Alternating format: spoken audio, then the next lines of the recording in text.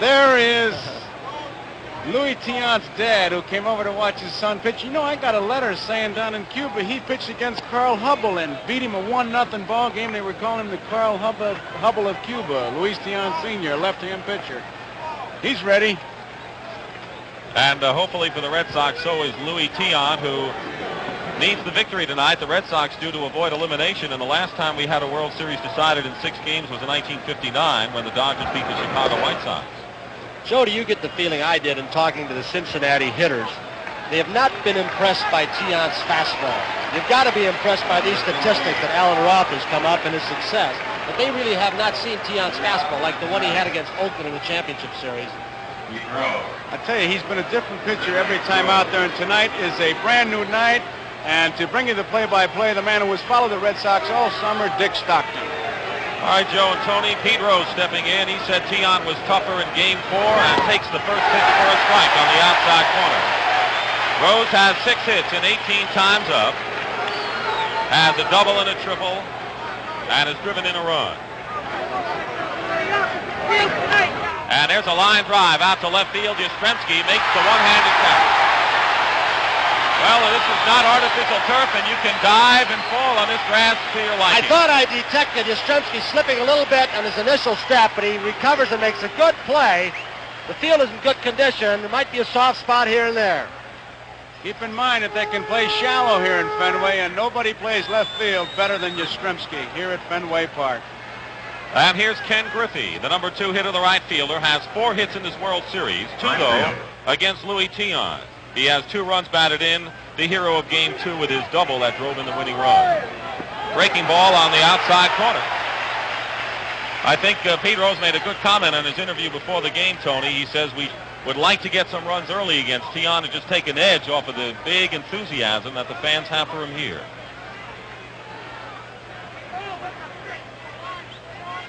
One out, we're in the top of the first inning. Tiant misses outside with the fastball. It's 1-1. And that's our camera looking at it behind Carl Yastrzemski in the left field scoreboard. And that's how Yastrzemski sees Ken Griffey with the count 1-1. Again, he goes outside and misses. 2-1 to Griffey. Tiant trying to become one of the few pitchers in World Series history to win 3 series games. Last one, Mickey Lolich for the Tigers in 1968. 2-1 pitch is fouled back. And Tony almost made a nice catch. Joe, I thought you made a good point a while ago when you talked about Tiant not pitching the same kind of ball game the last few times we see him. He reminds me in this regard a lot like Juan Marichal, who might throw you 3 or 4 innings of screwballs, off-speed stuff, then go 3 or 4 innings of straight fastballs. They can change their pattern from game to game. It's confusing to the opposition. Where he spots the ball, too, Tony, if there's any spot that he owns that low outside corner on both hitters. He's been pitching Griffey outside. He's behind or even now, 2 balls and 2 strikes. 1 out. The on-deck hitter is Joe Morgan. And a breaking ball is fouled past the first base coach, George Sugar, so the count will remain 2-2. There's Joe Morgan, who has walked 4 times and has a stolen base in the series.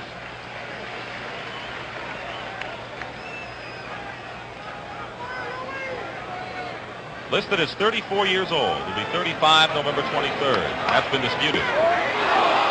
Satch Davidson calls it a ball, and we have a 3-2 count. I got to believe that's a pitch he just couldn't pull the trigger on. It was too close to where you say, I'm going to take it.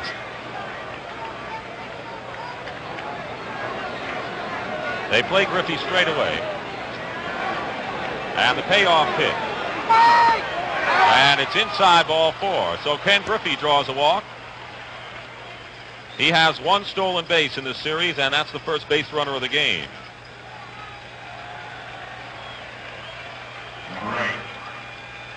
And we'll bring up Joe Morgan. Morgan has 4 hits, 17 times up in this series, and 2 of the 4 hits against Louis Tiant. He has driven in 2 runs.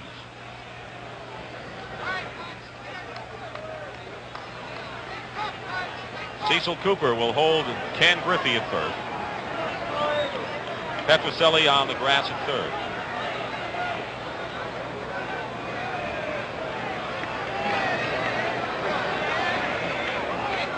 And Louis goes over there. Everyone was talking about Reggie Cleveland throwing over to first base 15, 16 times with Johnny Bench up in Cincinnati. Quick toss over, and not far enough for Griffey to move. Kind of lost his balance on that move, Tiant did, but I tell you, I see nothing wrong with throwing over there. As a catcher, you like it because it'll take the spring out of you base runners' legs if they keep throwing over there. And Joe can hit the fastball. Yes, he can.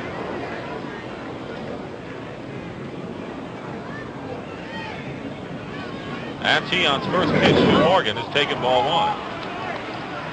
Morgan handled his clinic before the ball game like he does all the time, Joe. He had Concepcion and Griffey out there around the first base bag. They measured off their 13, 14 feet. He made a mark on the grass. That's how far they're going to go off Tiant. Get the maximum lead they can possibly. See what Morgan does with his left elbow. He did that in high school. Rudy May was a high school teammate of his, and he started way back then. Pitch to Morgan, a fastball on the outside corner for a strike. Looks like Tiant is going to the outside on every one of the Cincinnati hitters so far. Well, I tell you, if you had a young pitcher, that's what you would tell him if he had that kind of control.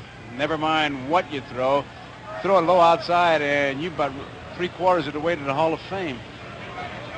1 ball, 1 strike, 1 out. Griffey the runner at first. And a let-up pitch, straight change. Misses 2 balls and a strike. Tiant pitched complete game victories in the first and fourth games of this World Series. 5-hitter in the first game shutout and gave up 9 hits in the 5-4 victory in Game 4.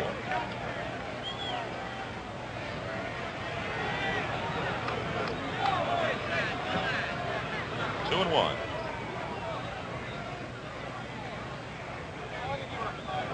Griffey doesn't go. Tiant is outside. Louis likes to work faster than he's working here, but with a speed merchant, Ken Griffey on at first, he's taking his time. Morgan doesn't like base runners moving too often. They say, or he says, it distracts his attention. He cannot concentrate on the ball. He has given Sparky, if this might come out and not come out right, permission to run guys in situations like this or with 2 strikes. Gave him permission? And the throw over to first. First base umpire there is Art France. It's early in the game, but this is one of your key situations already with Griffey at first, 3-1. Cecil Cooper.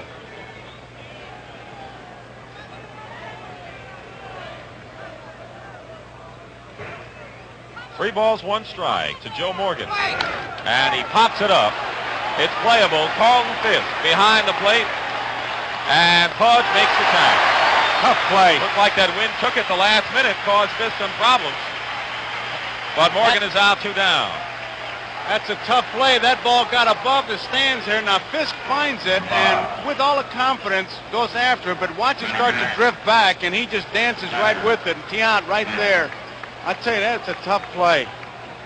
He made a good play on that ball.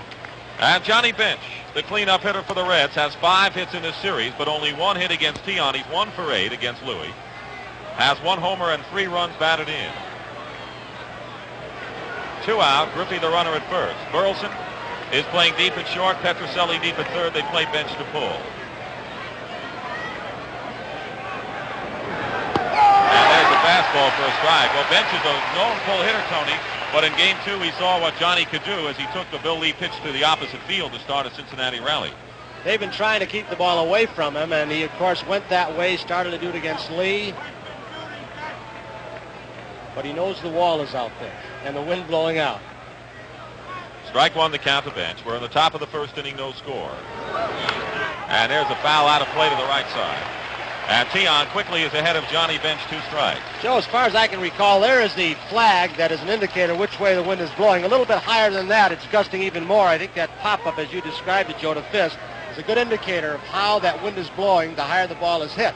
Out towards center field.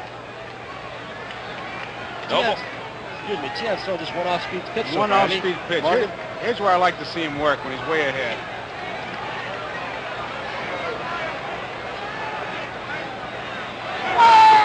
And he strikes out. That's control for you. Bench went after it. And Louis Tiant strikes out Vince to retire the side. The Reds lead one. Red Sox come up no score. Those are our umpires. Satch Davidson, of course, behind the plate. Larry Barnett, a key figure in this World Series, was booed by the fans when his name was announced. He's the umpire at third. He's got a little extra pressure as we look at Satch Davidson. Barnett, as you probably know by now, there he is at third, received the wire threatening his family, his wife and daughter, and the FBI have been giving him protection. Extra pressure. Cecil Cooper, back in the Red Sox lineup, leading off, has a hit 13 times up and takes a called strike. Gary Nolan, who has made 5 previous World Series starts, his record 0-2 in World Series play. He started the third game of the series, pitched 4 innings, allowed a run on 3 hits. Swings and misses. A good fastball by Nolan, 0-2. Nolan noted for his excellent control, slow curveball, sneaky fastball. And Joe, I've got to wonder this. With the wind blowing out, the wall in left field in Fenway, one of his, well, I guess his best pitch might be a straight change of pace, and might that affect him not wanting to throw it in this kind of conditions? There is the changeup, and it's hit out to center fielder Cesar Geronimo, who is there making the catch for out number 1. I think the thing he has to worry about, Tony, is developing a romance with it to where he just wants to do it, and somebody get fooled and still pull that wall in behind third base. Most of the fastballs, I think, you'll see mostly fastballs into the outside part of the plate. Well, Denny Doyle, the only player on both teams who has hit safely in all 5 of the previous games, has 6 hits in all. Had a triple in the first inning in Game 5 at Cincinnati. Swings and fouls off the first pitch for strike 1.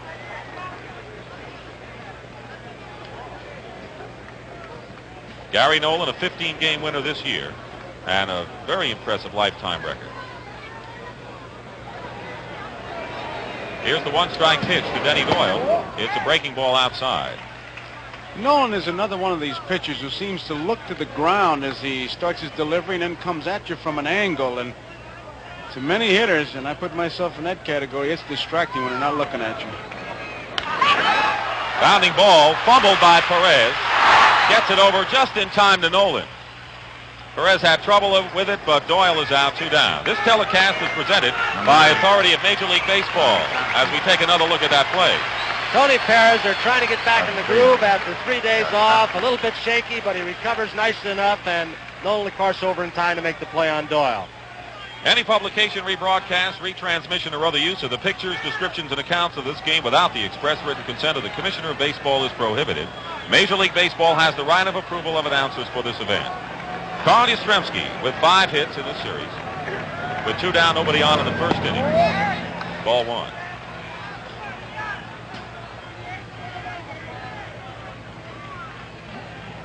Gary Nolan has not been a very effective pitcher away from Cincinnati. He's much better at home than he will be here in Fenway Park. His next pitch is high. It's 2-0. He was 11-2 at Riverfront Stadium, Cincinnati. He's under 500, 4-7 road games in 75. Falls behind Yastrzemski, 3-0. Very fine control pitcher is Gary Nolan as Don Zimmer flashes the signs at the third base coaching lines. However, Yastrzemski led the Red Sox in walks this year and has drawn 4 bases on balls in the series. Darrell Johnson turns him loose, 3-0. Taking all the way, and it's strike, 3-1. That's about the first time the whole series where he hasn't. Well, he likes to see him hit here, and you can see why. You saw Carlton Fisk waiting in the on-deck circle. 3 balls and 1 strike to Yastrzemski. And a base hit. Solid single to right field. And we get an idea how the ball is rolling and moving in the outfield. Looked like it slowed up too much. That high fly ball in batting practice, it was landing and kind of just plugging.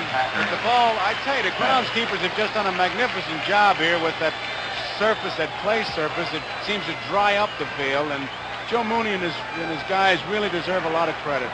And while we were sleeping over the weekend and depressed over the rain, they were working. The lights were on here, and they worked just about 16 hours, 17 hours a day. Oh, you were sleeping, Joe, and I were working.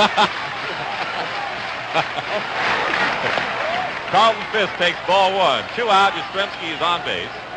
They shade him over to the left. In fact, Joe Morgan is shaded very close to second base. They give Fisk all of the right side of the infield.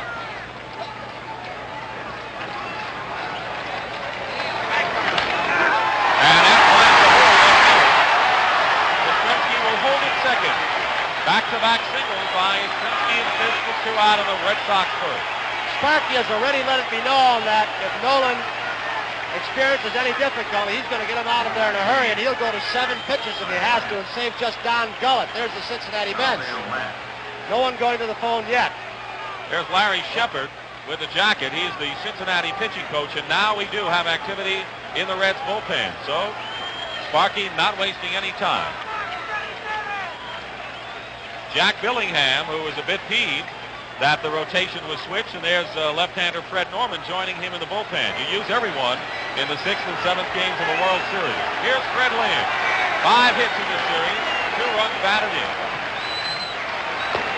Fastball tails away for ball. Freddie Lynn thinks the off days was a definite break to him. He's been in a little bit of a slump. He's had time to go under the stands in center field, take a lot of extra hitting practice, try and get back in the groove. Yastrzemski's at second, Fisk at first, 2 down, bottom of the first inning. And there's a high fly ball deep to right field. Going back, Griffey, forget it. It's gone.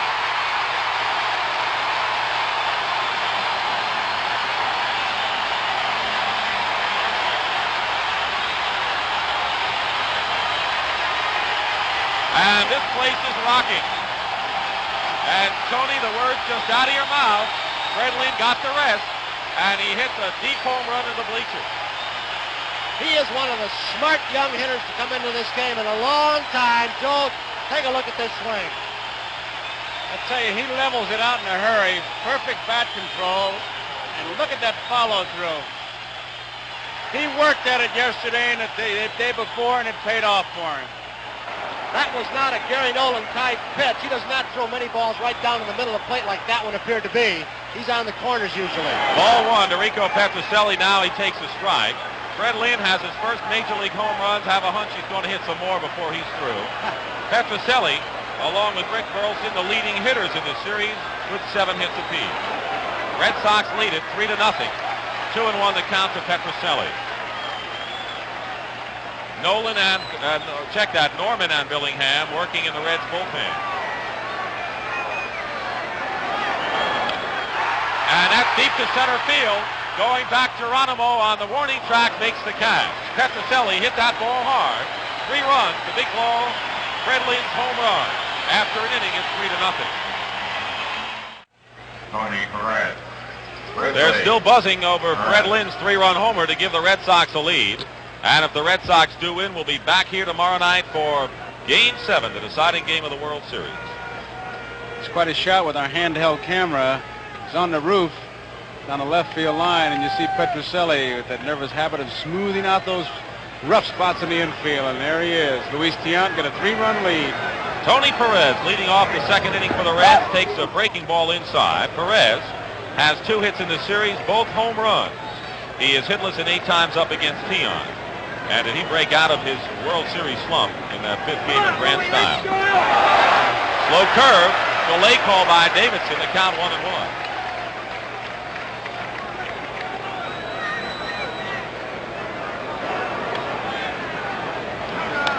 Fouled out of play to the right side. It's 1-2. Joe, the second ball game that there's our cameraman, Corey Leibel, in a very precarious spot up on the left field stands. But the second ball game, the Cincinnati hitters were laying first pitch for that off-speed stuff. Tiant's got a good fastball, which will be very important in the night. This is outside. Perez went fishing for that fast, slow curve anyway in game number 1. He has struck out 3 times against Tiant. The thing about Louis, has so many deliveries, so many speeds, so many pitches that he can do. That's I think the word you use, delivery. Perez is just baffled by Tiant's delivery more than his stuff. The 2-2 pitch to Perez. Oh, there it was. That's how he got him 2 times in game number 1. He turns his hands on, as you can see, with almost every pitch he makes. Watch this pitch. Perez just never picks up the ball, Joe. The ball's a foot outside. Never saw it. To the last second, a very weak swing. Tony, I got to believe that that last kick of the leg, the knee, was a distracting factor, so much so that you could see Perez almost looked like a question mark trying to chase that thing. He just kind of reached out and hoped that he could foul it off. I tell you, the man Tiant, forget his stuff and watch his delivery, and you can see that if you knew what was coming, you still don't know from where. 2 strikeouts in succession for Tiant. Now he faces George Foster, who has had the most success against Tiant of any Cincinnati hitter. 4 of his 5 hits against Louis, 4 singles. Fastball misses. Foster got a pair of singles in game 1 and 2 more singles in game 4 against Tiant. 1 out. We're in the top of the 2nd inning. The Red Sox lead the Reds 3-0 on Fred Lynn's 3-run homer in the first. Foster is known for this. We've seen it throughout the first 5 series games. He is very deliberate, takes a lot of time. He should be used to it by now, Tony. Here's a let-up pitch in for the strike. 1-1. Now, I said it before, and it's just true that sometime during the night, regardless of where you're sitting, Tiant will look you right in the eye. Now, you watch him tonight, he'll look you right in the eye, even on television. Look at him. Swings and misses. 1-2. Well, if there's a guy in a plane up there, that's who he was looking at. Just watch his head. Concentrate on his head. If you were the hitter, just watch his head. Now, you think he's coming at you? Look at that. Straight up in the air. Amazing body control. Tiant thrives on this kind of pressure. 1 ball, 2 strikes to Foster. Again, he steps out of the box. I don't think the Red Sox pitchers by now are rattled by this at all. I think they come to expect it from him. That they do, and Tony, I can't help but think back what Pete Rose said. He turns the fans on, and they turn him on.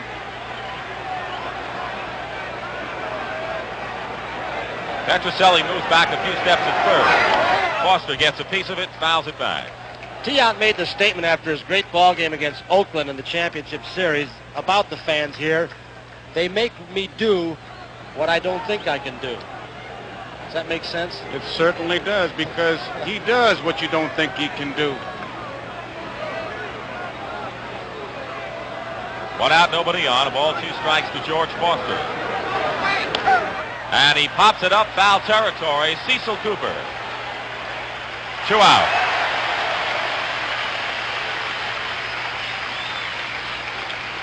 Well, 2 strikeouts and 2 foul outs.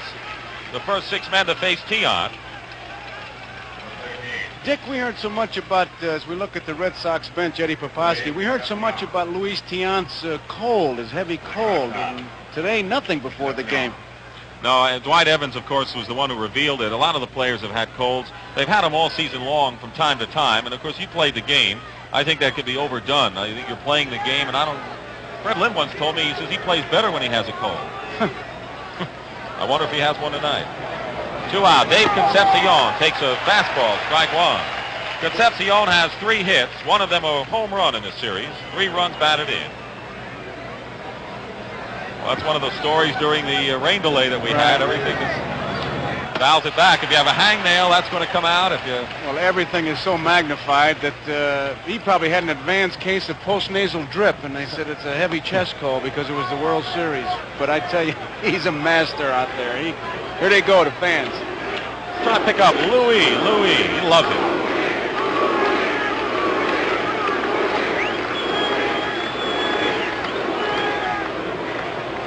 Two strikes, the count to Concepcion. And he fly ball center field. Fred Lynn has the play there. And the side is retired. 3 up, 3 down for the Reds in the 2nd inning. The Red Sox come up in the 2nd, leading 3-0. Gary Nolan's first pitch to Dwight Evans, fastball, strike 1. And Tony and Joe, I think in every World Series, there's one player who emerges with the kind of recognition perhaps that he had not received before. I think Dwight Evans is one of those players. Agreed. He faked a bunt. The breaking ball was way outside, 1-1. Sparky Anderson is the man, along with a lot of the other Cincinnati players who've said of Evans that he is much better than they had heard or they ever expected. There's Sparky and Alex Grammas. 1-1 pitch, and swings and misses on a let-up pitch. We pause briefly for station identification. This is the NBC Television Network.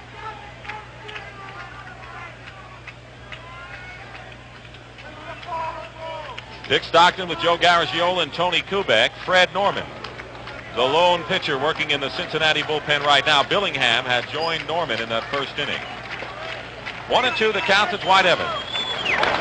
And a slow hit ground ball, third foul.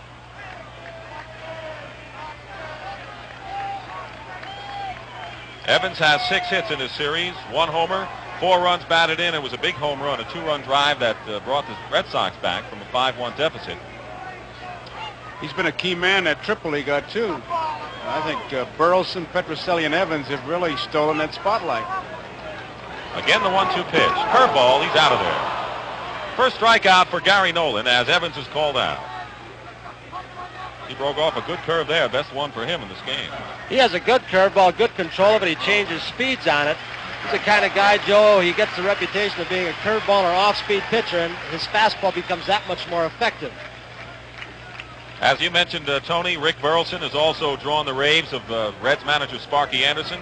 7 hits in the series, hitting .389, and a fastball, strike 1. I like during the rain delay, his father was saying he was more nervous than him. He said, I look at Rick and he's got his feet propped up watching television and I can hardly eat. I'll tell you, he's more nervous inside. He doesn't show it outside. Fouls off the curveball, and Nolan's ahead of him, 2 strikes. In case you forgot, there's that little corner again among a lot of the other tricky spots here in Fenway Park. Shortstop's got to be very wary of going out to short and left field. He can prevent a double at times.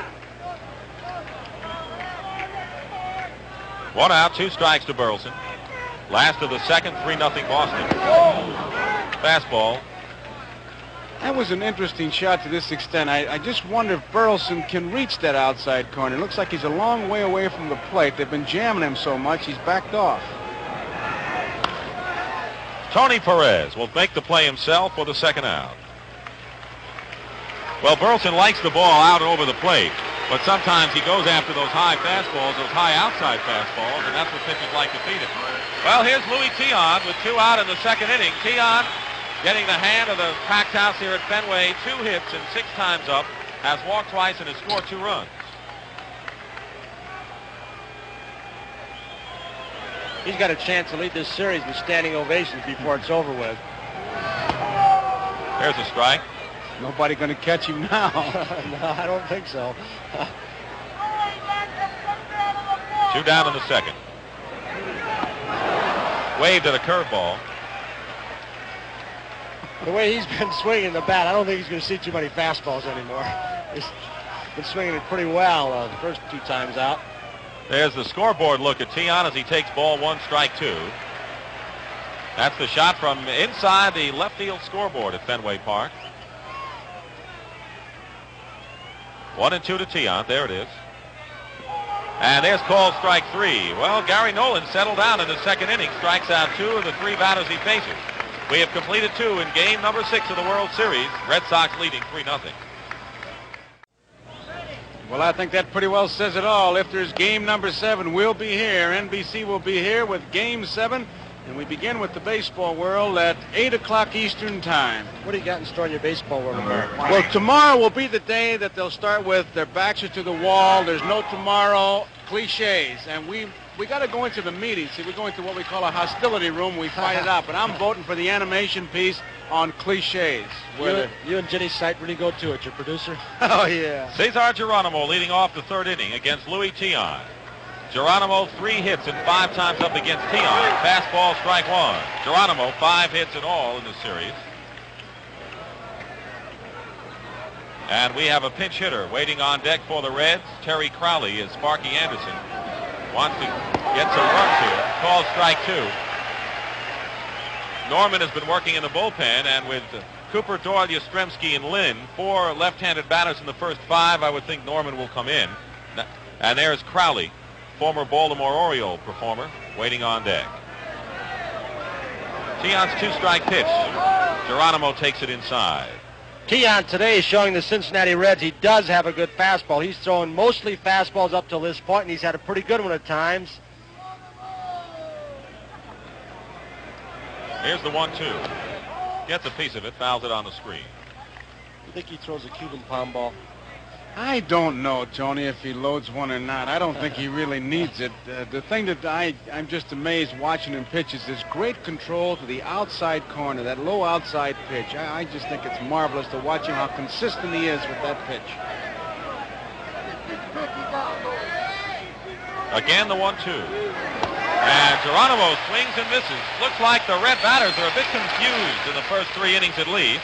Strikeout number 3 for Tiant.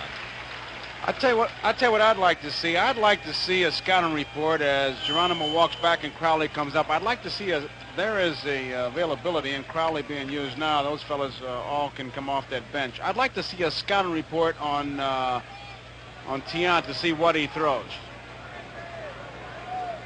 Tiant has a very impressive September and October, 6-1 record in his 7 starts. And now Darrell Chaney comes up to pinch hit. Crowley went back and Darrell Chaney comes up. He pinch hit in the 6th inning of the 4th game with a man on and 2 out, and Tiant struck him out. In fact, Tiant also fanned Crowley. So here is Chaney batting for Gary Nolan. So Nolan pitched 2 innings, allowed 3 runs, 3 hits, and struck out a batter, and he will depart. Chaney lifts a fly ball out to Yastrzemski, who has to move back a bit onto the warning track where he one-hands it. Getting another indication of the way that wind is blowing. That ball was not hit well. It was not a very good swing by Chaney, and the ball went almost to the base of the wall. Watch Yastrzemski. He even gets confused a little bit by the wind as he starts back slowly, and then he starts struggling along, backpedaling.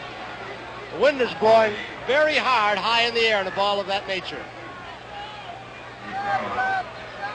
Well, Yastrzemski says he can play left field in his sleep, and that, of course, includes the Fenway left field, where he is so much at home. Here's Pete Rose as the Reds are back to the top of their order. He lined out to Carl, who came in to make a diving catch, might have slipped on that damp turf in the 1st inning. Pitch is low and outside. Tiant has struck out 3, has walked a batter, has not allowed a base hit, and there's Luis Tiant Sr. What a thrill this man must be getting this year. Coming from Cuba to see not only his son pitch on a pennant-winning team, but win 2 in the World Series and maybe 3. Here's the let-up pitch, and Rose lines it to center field. That'll be a base hit, and the first hit of the game for the Reds.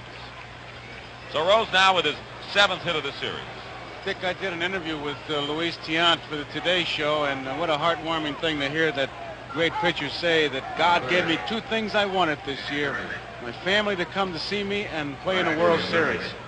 I think that's a pretty good yardstick on what that man's made of. You know, the first time Tiant pitched with his dad at present, couldn't get anybody out. Just didn't have it that night. Ken Griffey, the batter, walked his first time up. Rose is on at first with 2 out. Top of the 3rd inning, 3-0 Boston. And a bouncing ball off the glove of Tiant. Doyle recovers, however, makes the play to retire the side. Might have been trouble if the ball had been deflected too much over to the right side. It's still 3-0 Boston. The new Cincinnati pitcher is 5'8" Fred Norman, 33 years old, native of San Antonio, Texas. He was the loser in the 4th game of the series, when 3 1/3 innings allowed 4 runs on 7 hits. And, of course, it was on the mound when the Red Sox erupted for those 5 runs in the 4th inning of that 4th game. Screwball, slider, slow curve. He'll surprise you with the velocity on his fastball. He is one of the men or pitchers who was disgruntled, as you guys mentioned earlier in the telecast, because he was passed over one ball game up here in Fenway. Tony, we've had more disgruntled pitchers than pitchers in the series, it seems. I tell you, boy, you've seen some statements. Billingham had one. Bill Lee, of course, has been dominating the papers here. He just thinks that he should be pitching regardless. I have a great respect for a lot of the writers in the country who are, all the big ones are here, and they have really had their work cut out for 3 off days. That's when the players say things, sometimes just to say them to put the writers on and put the media people on. The writers write it. Sometimes they have to retract it. But they really worked around here the last 3 days with their off-day stories. My favorite line is the one I saw, that the Fall Classic may turn into a winter wonderland. Cecil Cooper will lead off in the 3rd inning against Fred Norman. Of course, one of the things we had read in the paper, perhaps Sparky Anderson would start a righty, then bring in a lefty, and force Darrell Johnson to bring in his right-handed batters, but Johnson is not going to switch.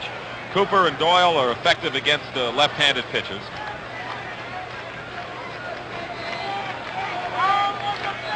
Cooper flied to center his first time up.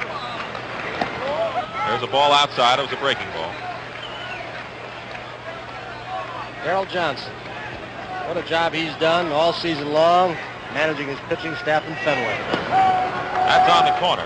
1-1. I have a lot of respect for Darrell Johnson. I think he has handled himself extremely well, not only this season, but during the World Series. May not be as colorful as Sparky Anderson in giving the answers that the writers may want, but he is logical, he's to the point, and he is honest. Yes. And a pop-up. Shortstop Concepcion is going back. He'll call for it. And Cooper is retired. 1 out in the 3rd inning. Darrell Johnson. Sometimes they put a rap on a manager because he doesn't come up with the glib, the funny little quotes and all that. You might have seen on the front of Darrell Johnson's jacket was a microphone tape that will be used for the World Series film. There you see it, the little piece of gray tape. You ever been in when you edit that film? No. You know what happens? Ball players run up and they stand right in front there and holler all kinds of little goodies into there, and then Darrell's busy saying, "That wasn't me, that wasn't me." Here's Denny Doyle, who was out Perez to Nolan in the 1st inning, and a breaking ball outside. If you don't know it by now, the Red Sox acquired Doyle from the California Angels in June, and he just moved right into that second base position. Fastball, he misses outside 2-0. No question Norman is trying to keep the ball away from the left-handed batters. We're in the 3rd inning, 3-0, Boston leading. That nicks the corner, 2-1. Pete Rose down on 3rd base showing a lot of respect for Doyle's bat control. He's playing up on the grass in front of the bag. Is Doyle an excellent butter?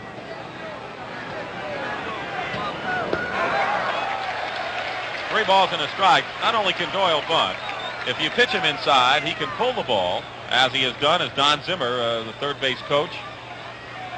He's been a very active man at 3rd during those coaching lines during the season, but Doyle can serve base hits out to left, center, and right, short right field. That's where he picked up most of his hits this year.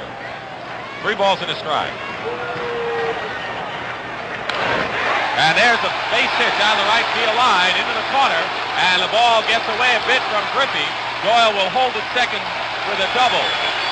Denny Doyle, with his first double of the series, has a triple already, and now he has 7 hits. A 1-out double by Denny Doyle. Watching Johnny Bench on right before Norman made the pitch, he was trying to get Perez to move back a little bit. I doubt if Perez would have been able to make the play, but Bench was going with the pitch, but it would almost force Doyle to hit that way. So Doyle now has hit safely in all 6 series games. He also has an 8-game hitting streak. That's consistency for you. Here's to Carl Yastrzemski. 2-out single started the big 3-run rally for the Red Sox in inning number 1.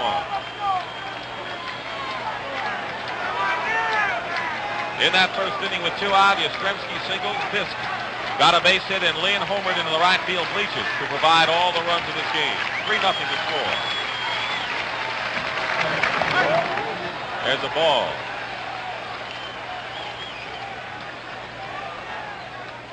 Red Sox have 4 hits, and that's the first hit off Fred Norman.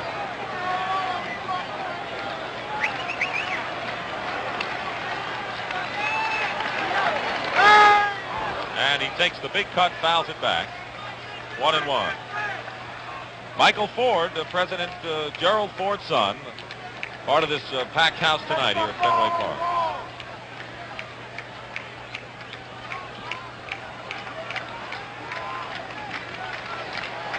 Freddie Norman is in his 15th pro season. Started way back with the Kansas City Athletics organization in '61.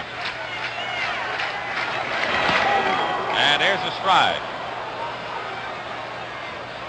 Joe, Tony, you think Yastrzemski may be vulnerable to an off-speed pitch because it looks like he's taking that big stride for that pitch, and maybe he's off balance a bit. But his bat is back, Dick. Musial was that way. It might be strident, but the bat was back, and then he drilled one to the opposite field. 1 ball, 2 strikes to Yastrzemski. 1 out. Doyle, the runner, at second. And he pops it up to the right side. Joe Morgan makes the catch, took a look at where Denny Doyle was. 2 down in the 3rd inning. And now we'll see Carlton Fisk.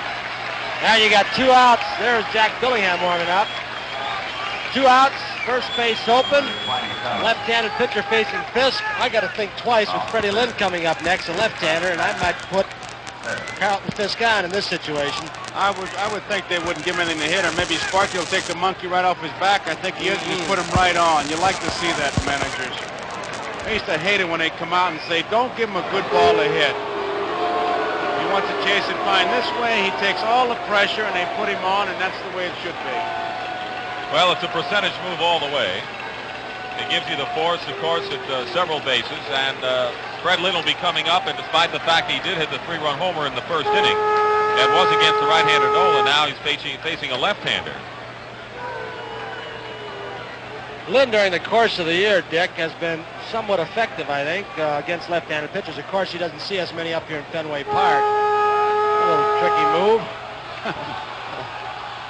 But Freddie, when his stroke is right, likes to go a little bit more the opposite way on left-handed pitchers. He uses the whole field from foul line to foul line as well as many players do. And a hand for Fred Lynn. Hit his first home run since September 14th in the first inning. And the fans give him a well-deserved ovation. To bear out what you say about using the whole park, the key is Geronimo, and he is directly in line with the bag in center field. They are really straight away. 2 out, 2 on for the Red Sox in the third. Big cut by Lynn on the high fastball. Strike one.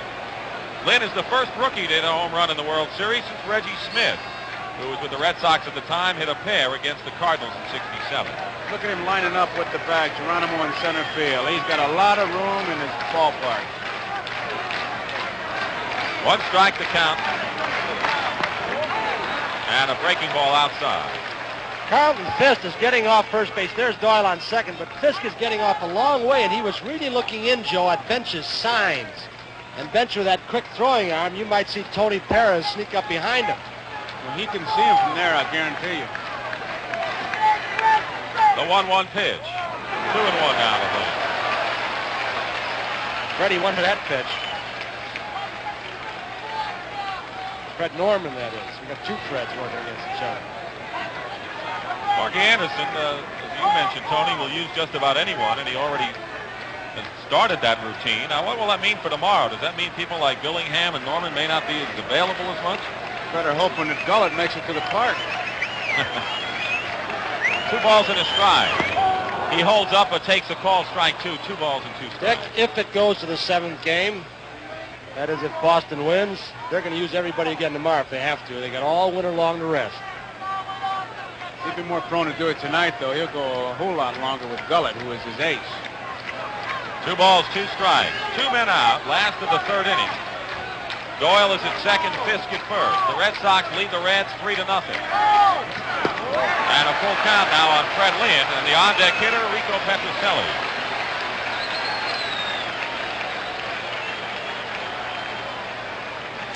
There's Tony Perez.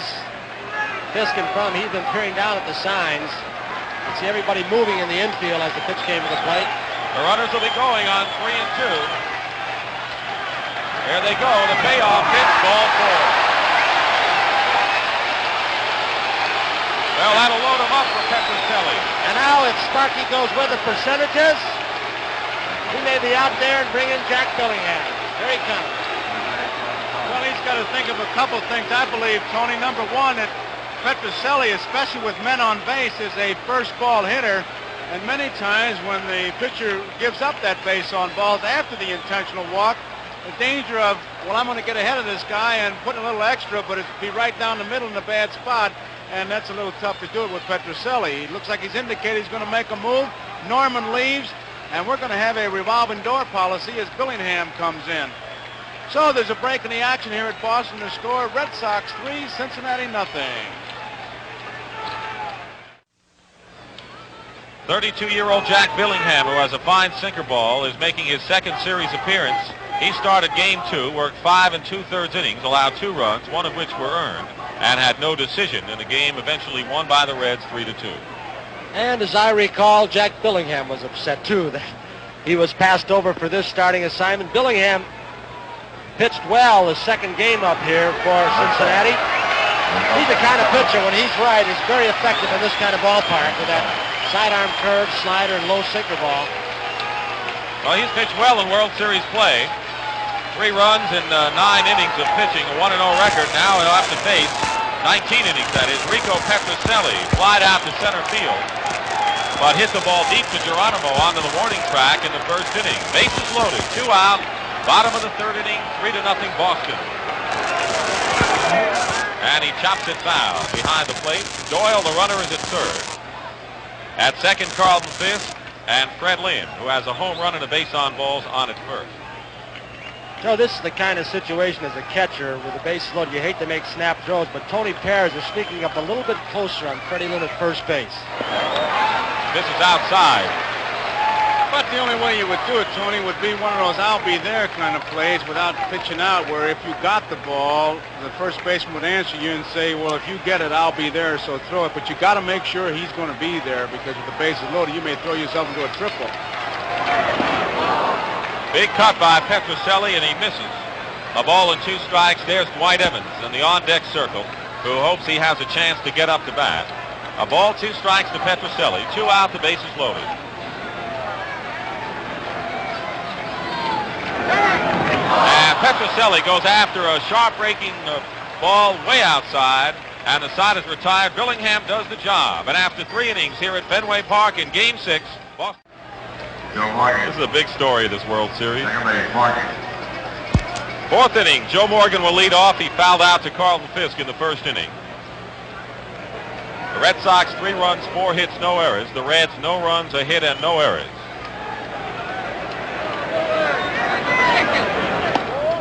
There's ball 1 to Morgan.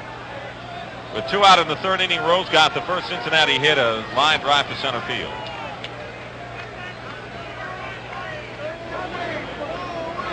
And the lead-up pitch in for the stride. Is it too early to say yet? The game's never over till the last stop with the wind blowing out in Fenway with Cincinnati in town. I'm starting to audition for that cliche show. Put that one in. 1-1 pitch. Curveball on the outside corner.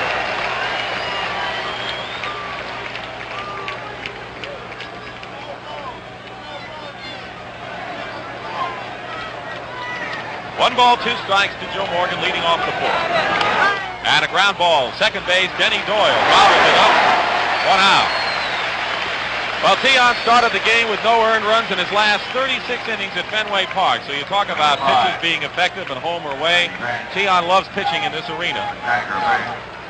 1 out, and Johnny Bench. Bench struck out in the first inning.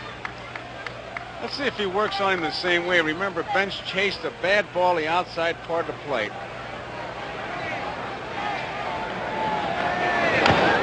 Fouls it off. We talked about his deliveries. That was a curveball from the side. Let's keep track on Bench what he does. But the location, watch where he spots that ball. Every pitch works for him. Watch Fisk, see where he sets up. He misses outside. I think Tiant has thrown 1 pitch high only once tonight. I think if he has been inside, he's been well inside, outside the same. But he hasn't really thrown any high pitches in that strike zone. Bench swings and misses. That's the best fastball he's thrown all night. When he comes over the top, as he did on that last one, that's when his real blazer, when he's got it, comes in. Now let's see what he does when he's ahead 1-2.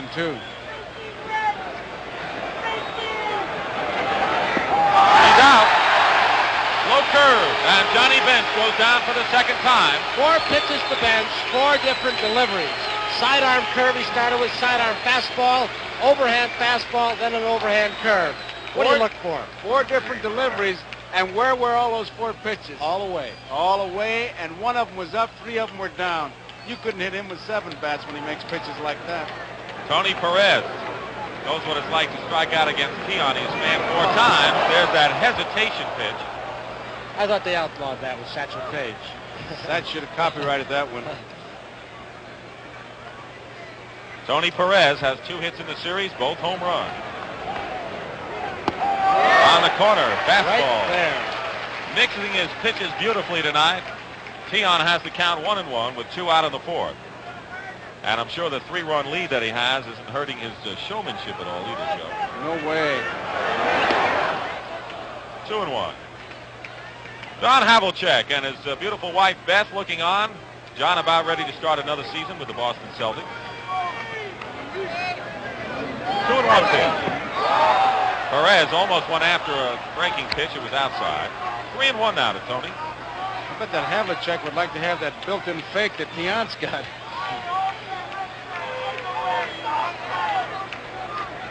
3-1 pitch. Foul back on the screen. Full count now to Tony Perez with 2 out in the 4th. I think it does so much for a pitcher to have a lead, not necessarily a 1-run lead, but something like 3-4 runs.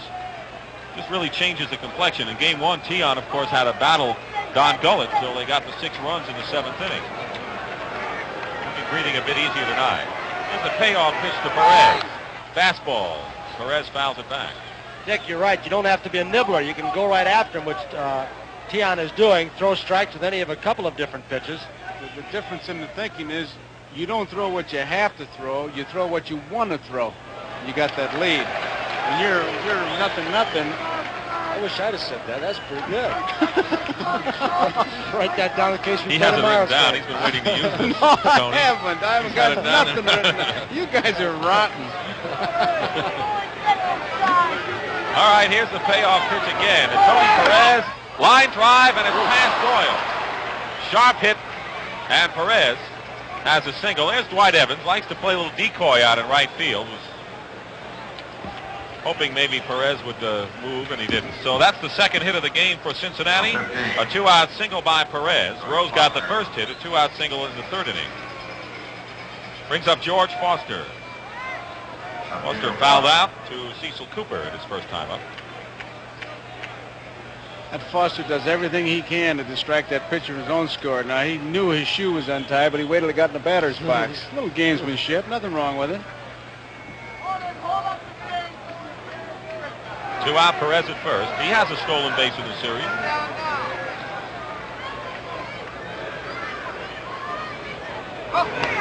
Fouled back. They ought to bronze that for him, that stolen base. In the World Series. That shocked everybody. Cooper is holding Perez on. I think in Cincinnati, when Ed Bailey, the catcher, stole a base, they stopped the game and gave him second base. It was the only one of his career.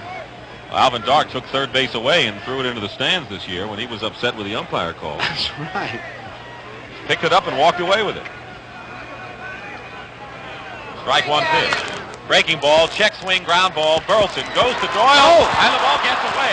Perez will go to third. There'll be no throw over there. Burleson had the force play, but the throw is wide of the bag, and they'll charge an error to the shortstop. Rick goes very well to his right, plants that right foot, has plenty of time. He gets a lot on it, but he just pulled the ball over to the right of Doyle. I don't know how bad that throw was. Doyle looked like he was trying to cheat, come across the bag. May have made the throw look worse than it was. That ball may have sailed, too, Tony. Sometimes it happens. You get a ball, it's a little wet spot. Well, he got tied up, too. He started to go across the bag toward third base. May have made the throw look a little worse than it was. Well, now we'll see if the Reds can capitalize on an error here. Instead of the side being out, the Reds have runners at first and third with 2 men out. It's the 4th Red Sox error of the series. Cincinnati has 2, and Concepcion flied out to Lynn in center field. Perez is at third, Foster at first with 2 down. We're in the 4th inning, 3-0 Boston.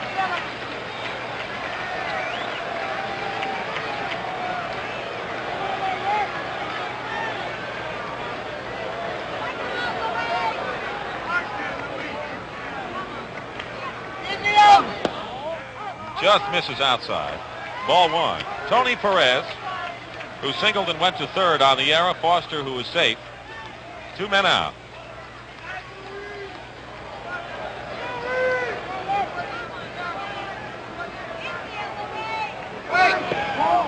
Took something off that pitch. Falls behind, however, 2-0.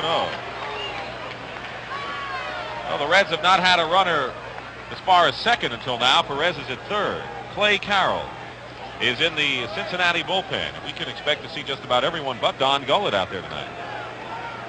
And who knows?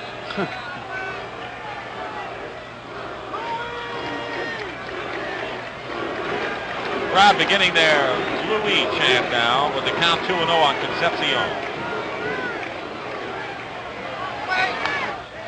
Fouls back his fastball, 2-1. Red Sox got 3 runs in the first inning. The 2 out, Yastrzemski and Fisk got back-to-back singles, and Fred Lynn homered into the right field bleachers. Lynn's first home run of the series, and his first homer, in fact, since September 14th. And that's been all the scoring so far.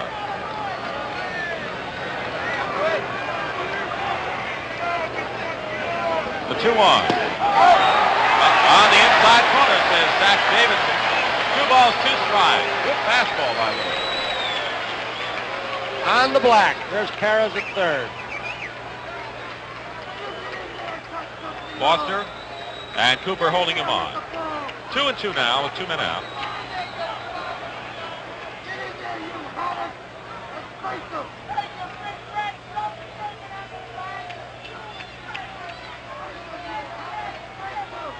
Well, you look at this guy's build and his power really deceiving, right? You don't think this guy can really hit the long ball, but he does. He has a homer in this series. 2 balls, 2 strikes to the Reds shortstop. Off the fist, pop-up. Cooper almost lost his footing, but in foul territory makes the catch, and the side is retired. There was a hit. The Reds lead 2. We go to the last of the 4th. It's 3-0 Boston. Third of the Red Sox order in the 4th inning against Jack Billingham, the 3rd Cincinnati pitcher. Gary Nolan started, worked 2 innings, gave up all 3 runs on 4 hits. Norman pitched 2/3 of an inning, gave up a hit, and Billingham, 1/3 of an inning, came in to strike out with the bases loaded in the 3rd. Here's Dwight Evans. He took a called 3rd strike, his first trip. Fastball misses.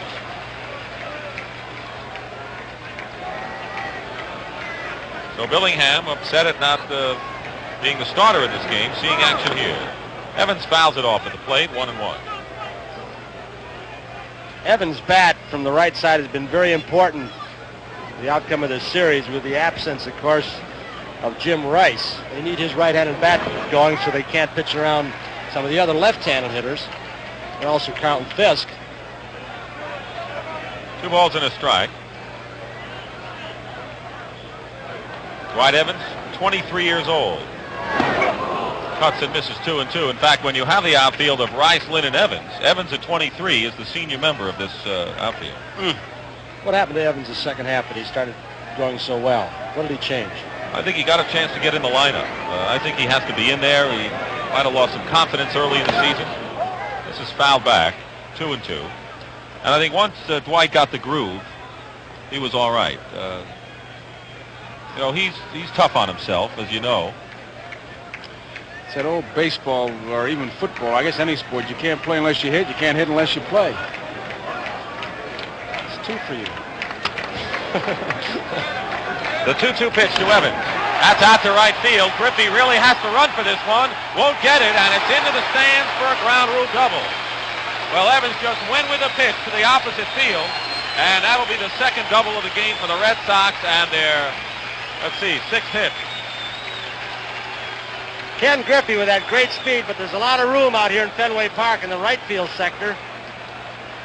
It is a tough position to play, more so maybe in the daytime when you have a sun problem also. Evans now has 7 hits in this World Series. Denny Doyle has 7, and this man, Rick Burleson, has the same number. He bounced out Perez unassisted. We're looking for a bunt, but Tiant is the next hitter. There might be some room in the infield if he decides to swing away. Outside for a ball.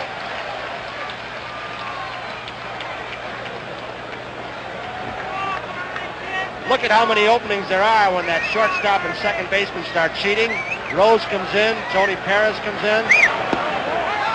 2-0. Well, Burleson knows what he has to do, and the Red Sox have played it the same way all season. With a man on second, nobody out, Burleson will either sacrifice or hit to the right side of the infield, move the man over.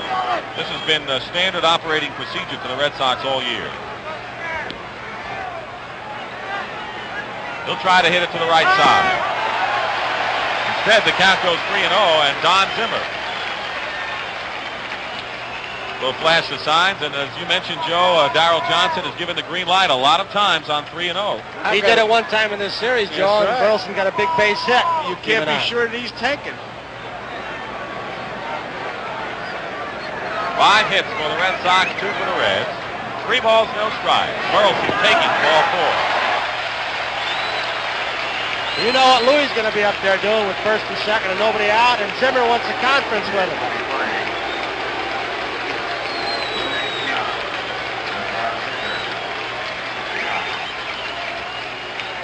Cincinnati does not have the trick play. At least I haven't seen it, although Rose, while Zimmer talks to Tiant, is going out to set up a defense with Billingham, and Bench joins in. Billingham has been talking to Concepcion. Perez, I'm sure, will be the man who fields the ball because Rose will be charging hard. You wonder if Concepcion will be breaking on the trick play. And all kinds of things going. This is a big play right here, and Zimmer wants to make sure. Rose can't afford to charge too hard off third, because if he does, a pretty good base runner at second base, and Dwight Evans, and if he sees him breaks too soon, he'll go on into third base. So Tiant up in an obvious bunting situation with runners at first and second, nobody out. Last to the fourth, 3-0 Boston. And he bunts it up in the air, and Perez has one play, first base. If Perez had not charged, he would have caught it. Now, he might have even had a double play. Who knows? Here's what you call a little bit of luck on a poor bunt. And Tiant knew it. He stood there in disgust, but Tony Perez charging so hard, the ball is popped over his head, and Tiant does his job, although not in the most graceful fashion, but he did it. I think he worked on that. He didn't have much chance all year because he hadn't hit Louis very much. worked on that. For the four swings he probably took before the World Series. Second and third, one out, and the Reds draw their infield in now as Cecil Cooper. Cooper has hit the ball in the air twice tonight, to center and to shortstop. Infield is in. The Reds trailing 3-0. Have to prevent further scoring. Here's a ball outside. Question was, would Darrell Johnson perhaps go with Carbo in left field, put Yastrzemski at first? He decided to go with Cecil Cooper. He's confident he'll break out of his series slump. 2-0. Well, Billingham's having trouble finding the plate. Evans at third, Burleson at second. Clay Carroll in the bullpen.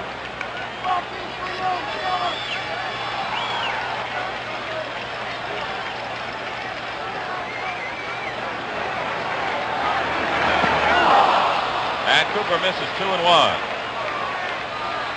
Evans at third, Burleson at second. The infield is in as Joe Morgan shouts something to Billingham.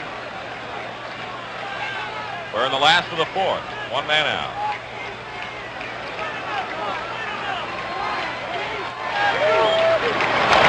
And a slow hit bounding ball. Perez will go to first. The runners hold.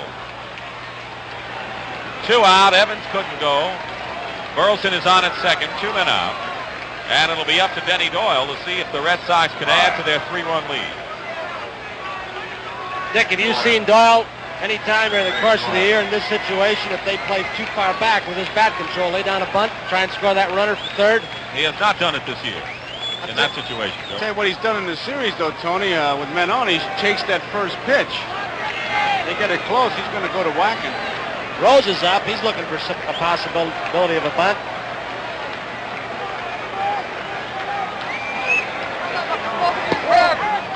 Low, ball one. So now with 2 out, the infield, of course, is moved back. Rose, however, of course, stays in on the grass at third. Tony, as you mentioned. The outfield is shallow and shaded around to the left on Doyle, who takes a strike, 1-1. Beautiful night for baseball, 62 degrees. Everyone thought it would be sub-freezing. It's a great rule. You can wet your fingers outside the pitching surface like it's going to dry by the time you get back to the rubber. And Joe Morgan charges this one, will make the play, and the Red Sox do not score. Billingham pitches out of it.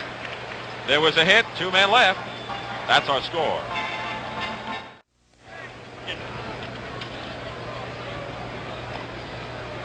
Well, the number 8, number 9 hitters are starting it off for the Reds in the 5th inning, and so we will definitely see a pinch hitter for Jack Billingham. But first, Cesar Geronimo will lead it off against Louis Tiant. Geronimo was a strikeout victim in the 3rd inning. Tiant has given up 2 hits, has walked 1 and struck out 4. He got out of the toughest jam he's been in last inning with runners at first and third, 2 out, not of his own doing, and induced Concepcion to foul out. And there's a drive to right field, and Dwight Evans is there to make the catch. Evans picks up the ball in a hurry in right field. He gets there in a hurry. He does not drift to a ball where the wind might affect her. If the ball sails, you could get hurt. Armbristers now is going to be the pinch hitter. Crowley called back. Second time that's happened. He's the designated on-deck batter. I was going to say. Twice he's been out there, and twice he's been called back by Sparky Anderson. So Ed Armbruster. Sparky is saving the men he considers his top hitters off the bench, and also the percentages for men on base situation. He still has Dreesen on the bench. So Armbruster, who has been up one time, and of course played a major role in that controversial play in game number 3. He has sacrificed once, and of course that was the big play in which interference was claimed by Darrell Johnson and of course rejected by the umpires. So Armbruster batting for Jack Billingham and takes ball 1. 1 out. We're in the top of the 5th inning. 3-0 Boston leading Cincinnati. Game 6 of the World Series. If the Red Sox win, we'll have Game 7 tomorrow night right here. 2-0.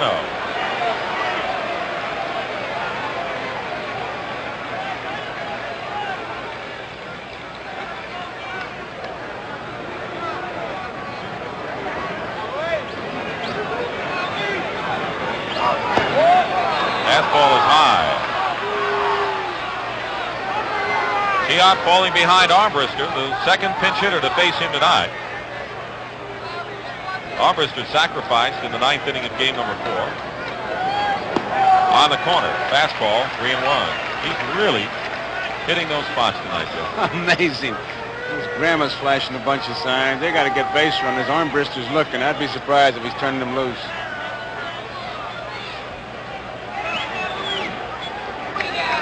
He loses him, and Armbruster draws a walk. That's the second base on balls given up by Tiant. He had walked Griffey with 1 out in the 1st inning. So Armbruster the runner with 1 out. And once again, the top of the order for the Reds, Pete Rose. Lined out to Yastrzemski left and singled up the middle. The first Reds hit in the 3rd. Tiant's amazing streak continues up here in Fenway Park, Boston. He's at 40 consecutive innings without an earned run. What an amazing thing anywhere, but especially here with that short fence in left. The wind blowing out as often as it does.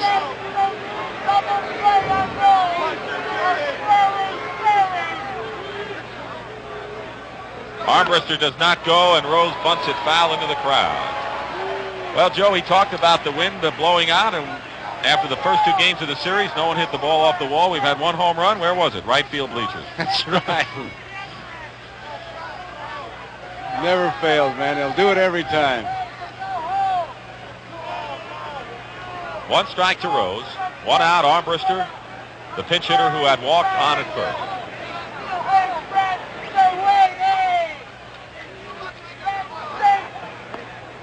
Cooper holding him on. Art France, the umpire.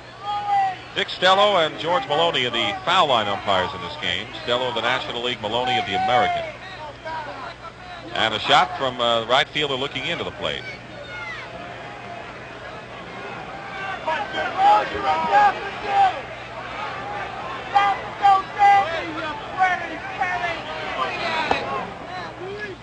Which was outside, and Tiant wants a new ball. 1-1.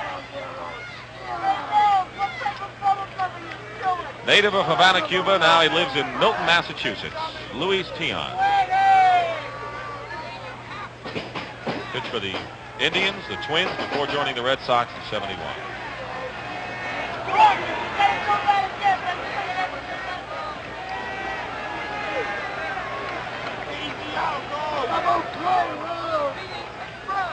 One pitch to Pete Rose.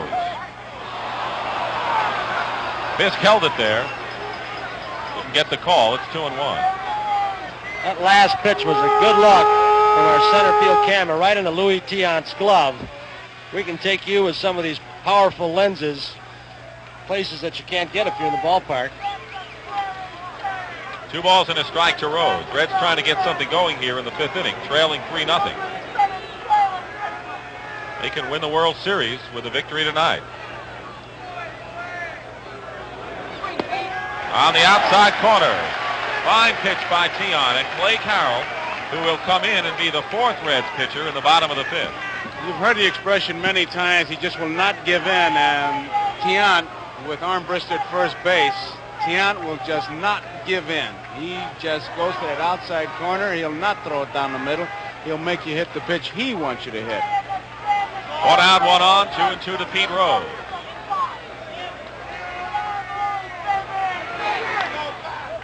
Fastball fouled off to the left side.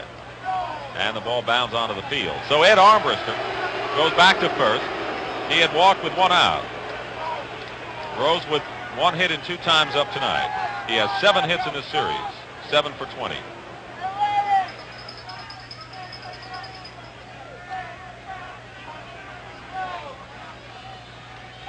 On deck is Ken Griffey for the Reds.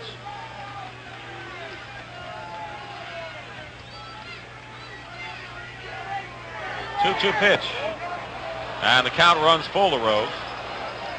That's a good snap throw, that quick throw. Both Bench and Fisk can do so well. Just flip the ball and it's down there before you know it.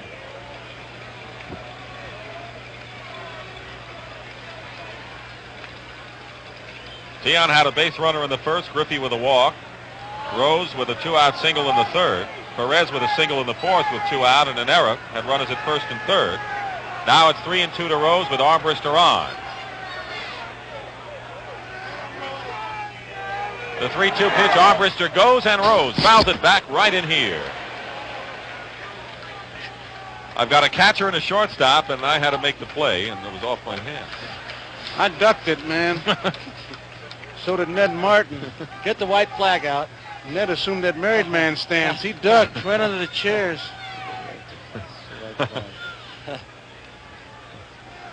3 balls and 2 strikes to Pete Rose. Armbruster was running on the pitch. 1 out. We're in the top of the 5th inning. Reds have 2 hits. The Red Sox 5. 3-0 the score.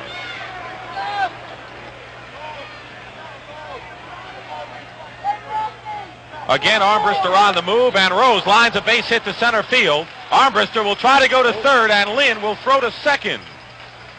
Freddie got the ball caught in the webbing of his glove. Armbruster started to slow down around second base, and then he decided to challenge Freddie Lynn's arm. I think he might have surprised Fred. You don't do that too often on him. I would think so, but the ball had to get caught in his glove. He got to the ball quickly, and then, well, I do believe he was surprised by Armbruster. He didn't get the good grip, and it could have been a surprise because Armbruster did stop at second base. So once again, the Reds, last inning they had runners at first and third with 2 out. Now they have runners at first and third with 1 out, and the heart of the Reds order coming up, Ken Griffey, who walked and bounced to second. He'll be followed by Joe Morgan. 3 hits now for Cincinnati. There have been 3 one-run games in this series, an extra inning encounter, and the Red Sox have out-hit Cincinnati, but in games it's 3-2 Reds.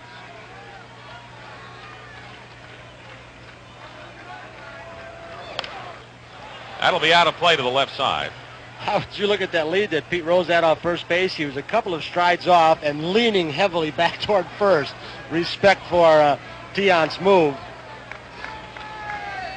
The big runner's at the plate. He's not about to get picked off. You know, without a whole lot of fanfare, Mr. Rose, I think, is just taking the lead as far as the most base hits. Number 8, that's right. 8 hits. Red Sox have 3 with 7. And Rose did not get off to a real good start, if I remember. It was 0 for 5, 0 for 4 in the first game. 1 strike pitch. Misses outside, 1-1. We briefly pause for station identification. This is the NBC Television Network.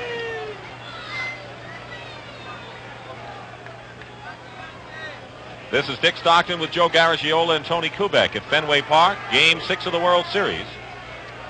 Reds trail 3-0, but they're threatening with 1 out in the 5th. The 1-1 pitch to Griffey. He held up, and wisely so. 2-1 now.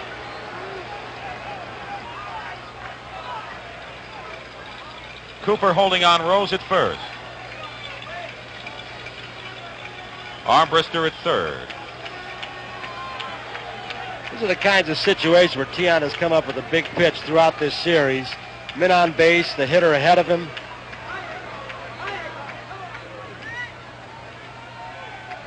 Two-one pitch. And a fastball. A little bit extra when he needs it. That might have been his best fastball. A little bit extra. 2-2 to Griffey. And he's an important man, Tony and Joe, because with Morgan and Bench, the next hitters, if you lose him, that 3-run lead can disappear in a hurry. In a big hurry.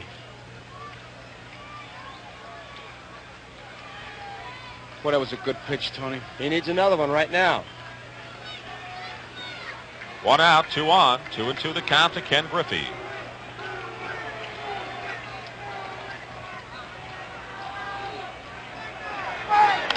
And a fly ball deep to center field. Lynn going way back, and he can't make the play. It's off the wall. Evans will recover, and Lynn is not up. He has been shaken up. 1 run comes in. Here comes Rose with the 2nd run, and Freddie Lynn is hurt in the corner in the dead center field. He must have hit his head against that wall, and he is really shaken up. And Darrell Johnson, trainer Charlie Moss, going out to center field. Griffey on at third with a triple, 2 runs in, and I've never heard Fenway Park as silent as it is right now. He hit it hard. He was going full tilt when he jumped, turned his back to that wall. We don't know if he hit his head, but he sure jarred his back very hard. Tony, look at the crowd is just standing up. Stunned. They're all standing. The big hush over the ballpark. You just don't know. There's a shot of the crowd. Have you ever seen a ballpark like this during a game? The concern is here because he gave it a real challenge as he got up, but as you pointed out, he hit that wall so hard, and he didn't move.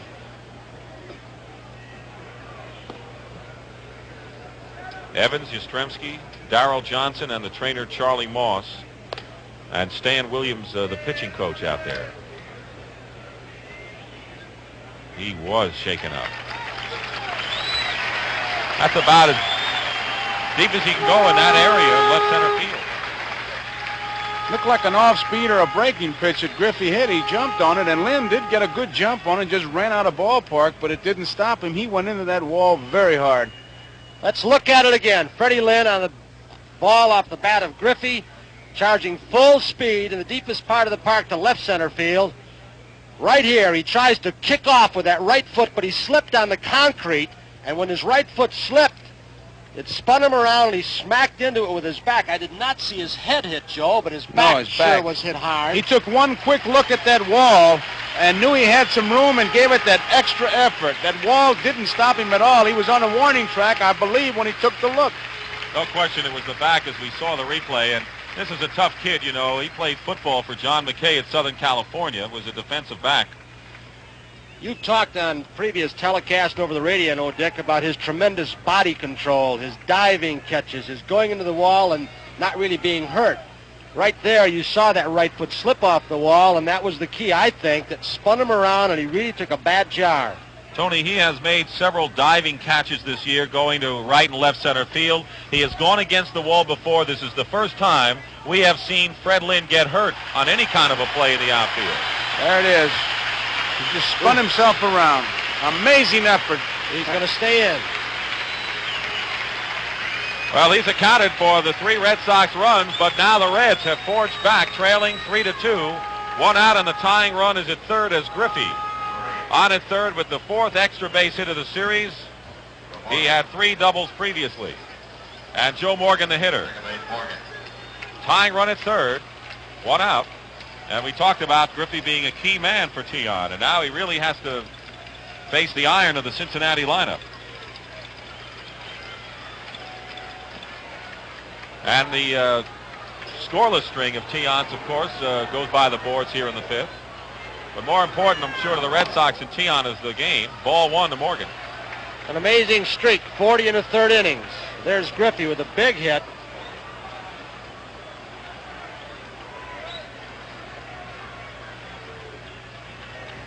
Infield in for the Red Sox. Pitches outside, ball 2. And, of course, knowing the way Sparky Anderson is managing the series, a closer score, of course, makes it more prominent for Rollie Eastwick to perhaps play a big role later in this game. If the club is out by a lot of runs, he's not as effective.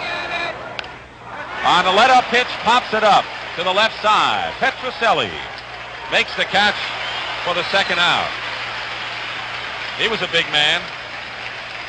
Joe Morgan has talked almost this entire series about being over-anxious at the plate. He says, I've been swinging at pitches I do not ordinarily swing at, trying to play beyond my abilities. He got a change-up. He looked like he was fooled. He went after it. Johnny Bench struck out swinging in the 1st inning and took a called 3rd strike in the 4th. 2 out, Griffey at 3rd, 3-2 the score. We're in the top of the 5th inning, Boston leading Cincinnati. And there's a line drive left field. Yastrzemski going back will play it off the wall. Griffey scores the tying run, and Bench is held to a single as Yastrzemski plays the left field wall perfectly. And that's the first ball to hit the left field wall, and the score is tied. Watch Yaz do what he has done better than anybody else in the history of this ballpark, play the wall. 24. Bench did not hit the ball well. He looked like he was spooled. He reached for the ball, might have hit it on the end of the bat, but the wall is finally hit. Strength of Bench. But Yastrzemski plays it like a highlight player. Long single. It's a 3-3 ball game. The Red Sox got 3 in the first. The Reds tied with 3 in the fifth. Here's Tony Perez, struck out and single. Fouls it off to the right side. It was a curveball. Perez got his base hit into the right field in the fourth inning. My apologies to Ted Williams on that last one. He played that wall pretty well, too, for a lot of years.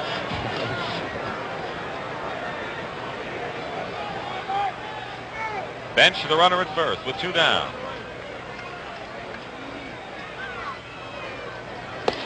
Fastball high and away. An activity for the first time for the Red Sox. Jim Burton, the left-hander, Jim Willoughby, the right-hander. 1 ball and 1 strike to Tony Perez. The Reds have tied it here in the fifth. Each side has 5 hits. The Red Sox have the only error in this game.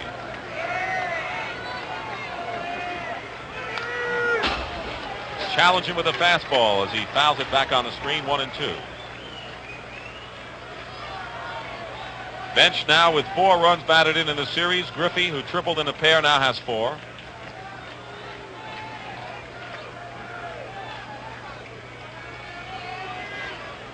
The Cincinnati club comes right at you.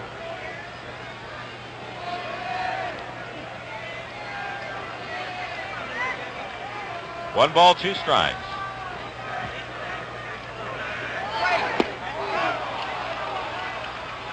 2-2. Cincy's lineup doesn't give you any rest. They come at you with 8 hitters and a couple more off the bench. Almost all of them capable of hitting the ball out of the park. Well, they led the major league in runs scored. Red Sox were tops in the American League. 2 balls, 2 strikes. Fisk faked the throw to first. Count is full of Tony Perez. On deck is George Foster. 3-2, 2 out. Bench at first. 3-3 the score.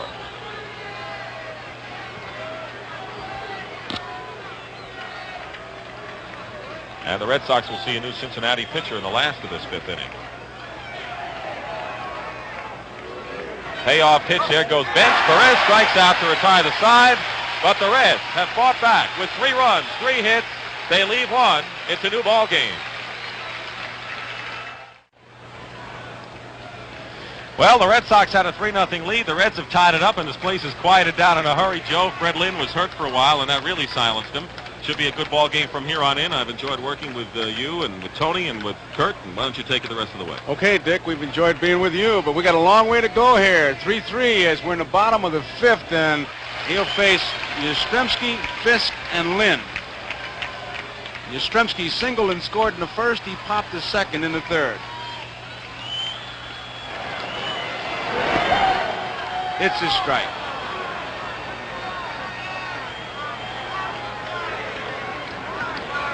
Six for 20 in the World Series. And what the playoffs or the League Championship Series and the World Series, what defensive plays this fella's made.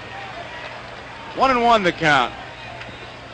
Owner of the Red Sox, Mr. Tom Yawkey, said the other day, in the history of this ball club, Yastrzemski is the best he has ever seen playing for the Red Sox. And that takes in a lot of Terry, and you include Ted Williams. 2 balls and 1 strike on Yastrzemski. There's Mr. Yawkey in the middle. Haywood Sullivan to his left. And the other gentleman didn't know him. There's a strike. 2 balls and 2 strikes. We talk about Louis Tiant having won 2 series games. Well, Raleigh Eastwick has won 2 series games, and he has a shot at a third if the game goes along the way it's going and he makes an appearance. He's been the man out of the bullpen, all right. Line drive, base hit, left field. Yastrzemski gets the starter for the Red Sox.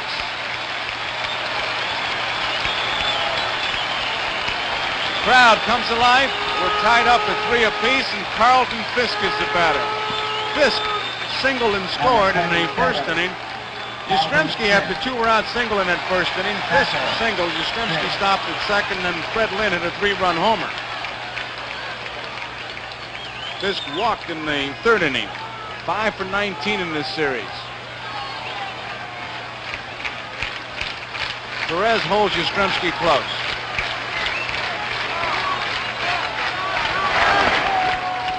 Strike one. That's Fred Lynn, the on-deck batter.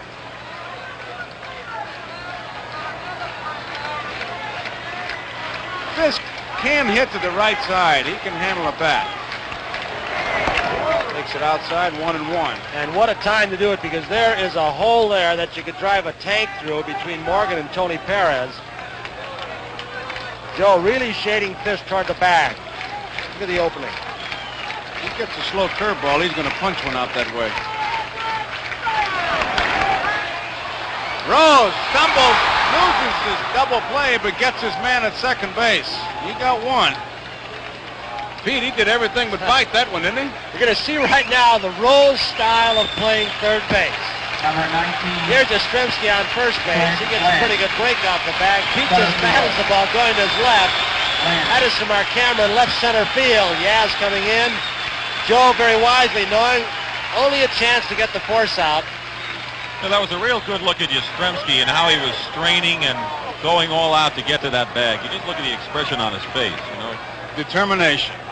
One out, and here's Lynn. Off the end of the bat, Foster in left field, waiting. Novelly, he caught that with 2 hands. Usually one hand. Interesting to know what you thought of Freddie Lynn's swing there, Joe, because I thought he had a weak swing. I thought he hit off the end of the bat. I wonder if he couldn't go after the ball. Well, we don't know if the back is hurt or not, but he had a weak swing. In my mind, anyway, it didn't really look like he really went after it. And he hits the ball the opposite way pretty well. Again, I may be just imagining things.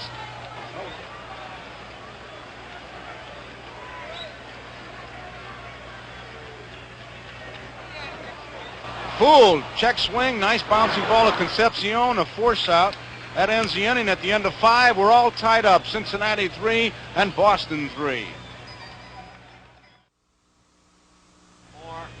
4-3.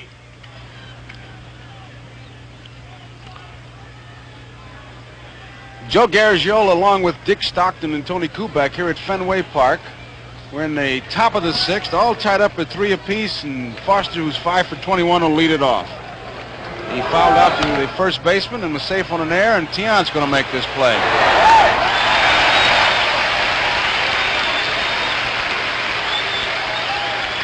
This is a ball that gives Louis a little bit of trouble. We've seen 2 balls roll directly over the pitcher's rubber because he falls off so toward the first base side, but that was not hit hard enough. He has a chance to recover. The man just makes things happen. A check swing. It was an exciting play. He bunts the ball in the air, and he gets the job done. He just makes things happen. Concepcion. High, ball 1. Does it with style, Joe. Just picking up a ball to the right of the mound, straightening up and throwing, bunting. He does it with a certain style. It's all his own. That he does, Dick. Concepcion was going for the long one, and it's 1 ball and 1 strike. All tied up, 3 apiece. Concepcion flied to center field and fouled out.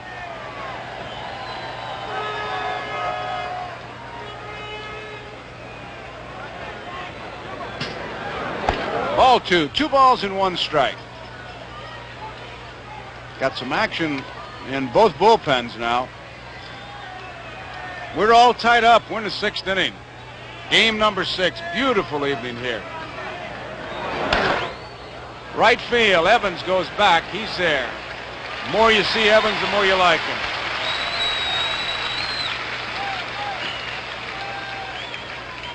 Fred Lynn seems to be hurting out there. He's been flexing his legs, stretching his back, limping a little bit.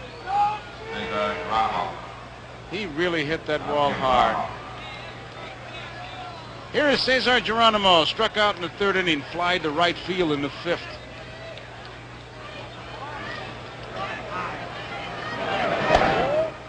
Ball one.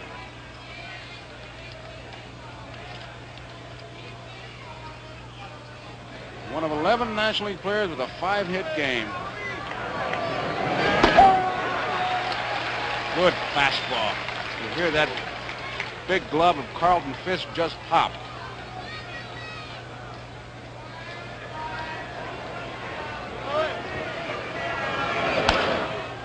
Fair ball. Now it's going to come off that short wall, and Geronimo, if he heads for second, oops, he puts on the brakes, and it's just what you were talking about, Tony, as Burleson got out there.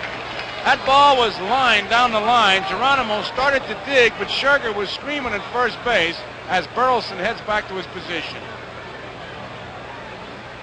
Here's a little bit of that home park advantage. Burleson knows that little corner. I'm sure the scouting reports told Cincinnati about it, but he holds Geronimo to a single, and I don't think we're going to see a Cincinnati pitcher hit in this situation either. Did you see Burleson take a quick look at the runner, Geronimo, as we showed the replay? Before he picked the ball up. Yeah. He wanted to know if he was going to go. And Here he comes again. I think he's going to make it this time. He's swinging. This is as close as he's come up to the plate. He's been in the on-deck circle twice. I imagine his family's kind of rooting to see him get up there. He's going to bat. Crowley will be the batter for Clay Carroll.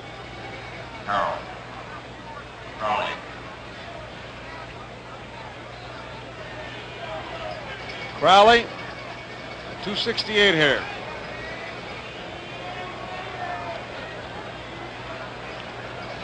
Burleson really knew where to go on that ball hit by Geronimo. 2 men out. Geronimo lead.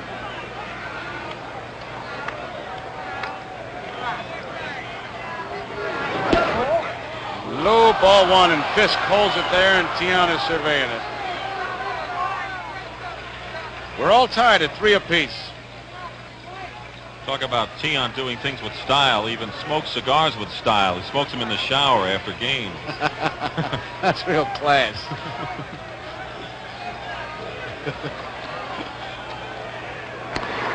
Geronimo's back easily. That was not Tiant's good move.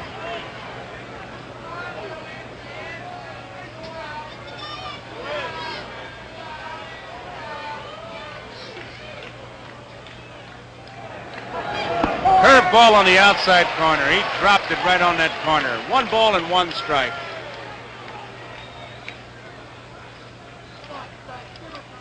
Luis Tiant tied up at 3 apiece.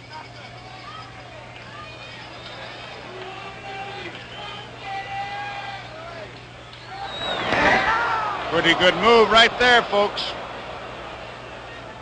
That's the move that has been questioned by some umpires, especially from the National League. The move where he pivots on the front heel, throws, and then steps.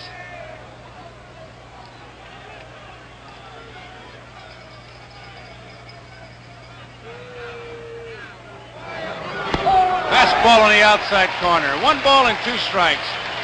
The effective thing about a move like that, even when you don't get your man, you cut him down about maybe 1.5 steps, and when you got arms like Lynn and Evans in center and right field, now you got a shot for him at third base.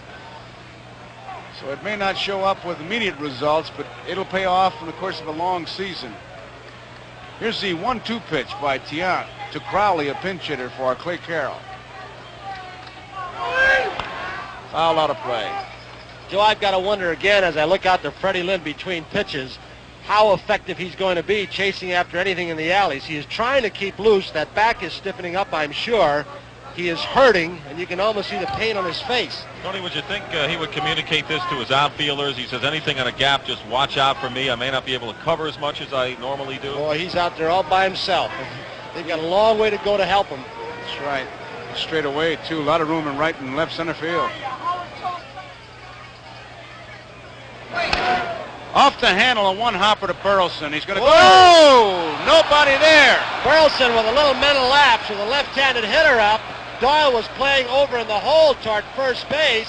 Rick came up wanting to go to second, but Doyle couldn't get there in time. And, of course, Geronimo, a good base runner with good speed, got a good jump off first base, and there's trouble for Boston. And And that's a base hit for Crowley, and you talk about a wholesale base hit, man. That's one of those 89-cent jobs. Because that was a one-hopper off the handle. Burleson had an easy play, and all of a sudden he realized, but too late, that Doyle wasn't about to get there. He was protecting the hole between first and second, and now you got Pete Rose up there, who's been really hitting the ball hard. He is 2 for 3. These are the kind of mistakes, Joe, that you cannot make against a team like the Cincinnati Reds. It's like the Red Sox base running errors in some of the previous games that took them out of several runs that might have helped the cause earlier. That was a simple mistake, a boner. Oh, ball one. Now the infielder Burleson's got to hope that Tiant will erase it for him. I tell you, I just didn't expect that kind of a play because these two ball clubs have been playing so well. They're just so sound with basics that you don't look for that kind of a mistake. All tied, 3 apiece. Out of play. And Joe, it's the kind of mistake you don't expect a guy like Burleson to make. He knows his limitations, his abilities. He knows he has to do the little things. I'm sure he's, well, obviously very unhappy with himself. Boy, the real test is coming back. Like, you know that's on his mind right now. Especially at that position, because you're in it almost every play around shortstop or second base, and the next pitch can be hit you very quickly. And he'll be up second next inning. So we'll see if it carries with him to the plate. He's got to erase it. 1-1 pitch to Pete Rose. Up the middle. One-hand grab. Steps on the back. Makes the play. So Burleson comes back. Ends the inning. We go to the bottom half of the 6th inning. We're all tied up. 3 apiece. Pedro Barbon, the new pitcher. And hey, this Friday night, 2 hours from 8 to 10 p.m., the Bob Hope Quarter Century of Comedy. And you talk about having some guests. Frank Sinatra, Bing Crosby, Lucille Ball. I tell you, as you read it, Tony, it sounds just like a Hall of Fame. Who is this et cetera down there after Lucille Ball and Bing Crosby? Pedro Barbon, the 5th pitcher for Cincinnati. He's a power pitcher. He comes in just barreling the ball across, trying to throw strikes. Number 24. We'll find out who the et ceteras are, but 8 to 10 this Friday, I'll tell you, he's going to have some heavyweights. Sinatra, Lucille Ball, Bing Crosby, just to name a few. That's Friday night. Barbon against Evans. Evans doubled in the 4th inning. All tied.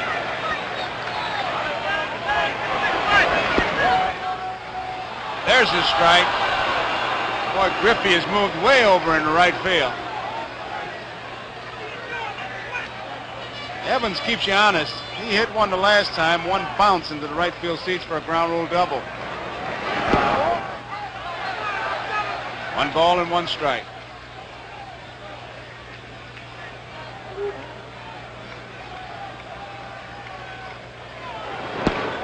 Ball 2. You know, it's a great study of Evans, Dick. Does he talk to himself at the plate? Bill Lee says he does. Yes, he does. Come on, let's go. I can get this guy. You know, that's the kind of concentration he has. Everyone's different. You'd think that it bothers concentration, trying to listen to himself. You know, the only guy I can really remember talking to himself was Hank Sauer. He'd get on himself, Tony, when he would take a pitch, but to talk to yourself, I would think that it would bother your concentration, but apparently not. Hot shot. Nice play by Morgan. Evans is out, but he hit the ball right on the nose. Here is Burleson. 1 man out. Burleson was out. Perez unassisted in the 2nd inning, walked in the 4th. We're all tied at 3 apiece. You know, Joe, to see Barbon in there, he's the 5th pitcher. Sparky has used 3 in game 1, 4 pitches in game 2, 5 in the 3rd game, 4 in the 4th, 2, then 5. He has used his staff. Well, they call him Captain Hook, and there's pretty good reason. Sparky Anderson, what he's done is we look at Tiant in the on-deck circle. Sparky has made the complete game obsolete. And they said the off days would help Boston because of Tiant being able to come back. It's also helped Sparky's bullpen. Give them a little bit of rest. They've been worked hard in this series. 1 ball and 1 strike. Look how far away he is from the plate. 2 balls and a strike. If you never saw him before, you'd try to pitch Burleson away, but I imagine he keeps you honest by dumping him in the right field. 3 balls and a strike. Zimmer at third base, flashing his signs. He may let him take a pop at that wall. Sure he will with Tiant up. He gets his pitch. Burley can hit it.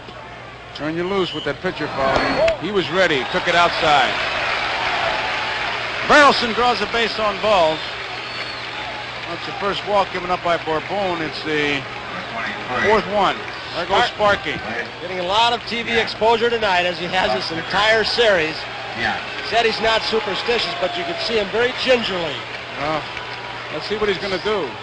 Stayed away from touching that third base foul line. He hopped over it. He's got a reason for everything, and he's got a reason for that, as we've said. Superstitious, he said, but if it's going to help me. McEnany. He's got them all up there. Who do you think will be the next guy up?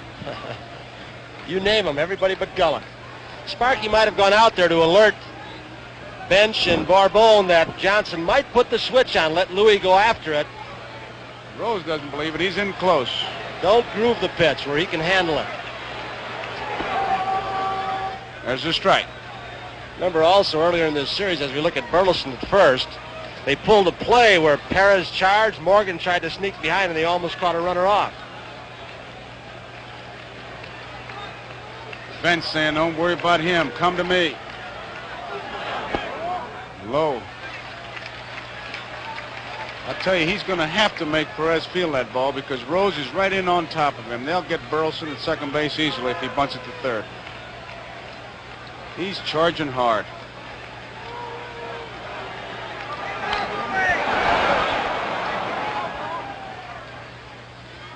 One ball and 2 strikes now, and Tiant takes another look at Zimmer. Will they switch off? Will they keep it on? Here's Pete charging. This is the reason, as Joe mentioned, why Tiant is going the other way toward Tony Perez. Here comes Rose. Bunted off the plate. Foul ball, strike 3. So Bourbon is credited with a strikeout. There are two away now, and it brings up Cecil Cooper. Well, here's one guy, Cecil Cooper, who has had his problems at the plate in this series, has 1 hit in 16 times up. When he was hot and he led the American League designated hitters in batting this year, he would hit ropes against righties, against lefties, down the left field line, down the right field line, hit home runs that would rise. You'd think they would be 3 feet above the second baseman. They go in the crowd. I don't think the fans around the country have seen Cecil Cooper as the hitters as the Red Sox have. He's up there now. And it takes low, ball 1. 1 ball, no strikes. I remember we came in here to do a game of the week. He was on a rampage. He got some big hits down the stretch when Baltimore was chasing and getting closer. 2 balls and no strikes.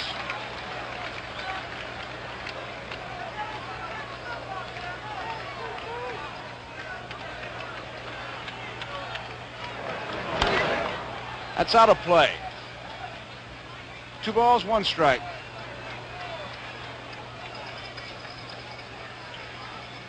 Bourbon has kind of a unique come-set delivery, Tony. I mean, he kind of sneaks up on you when he gets rid of that ball. Bouncing ball to Morgan, who's got it. Easy flip to Perez. And that's it. So we complete 6 innings here, all tied up 3 apiece. Good habit to get into. 12:30 Eastern time on Sunday afternoon. You tune in. Jack Buck will be there, and then it'll be football. Here's Griffey. Base hit. Right field. Griffey continues to hit a hot, swing a hot bat. Say, he's been something. Now the situation changes a little bit. With the game tied, when it was 3-0, because they'll start turning these base stealers loose now. Here's the ball going out to Dwight Evans in right. See, maybe hurries it a little bit, and that's a tribute to Griffey's speed, who didn't stop. But he rounded the first base bag. He showed plenty of respect for Evans' arm. Here is Morgan. Morgan fouled out in the first inning, bounced out in the 4th, and popped to the third baseman in the 5th. Whoa, quick throw, good move, almost had him close. Tiant will show you a variety of moves over to first base.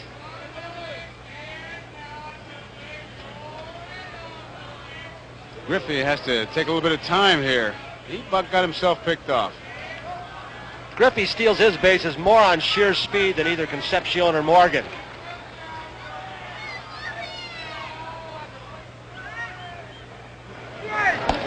High.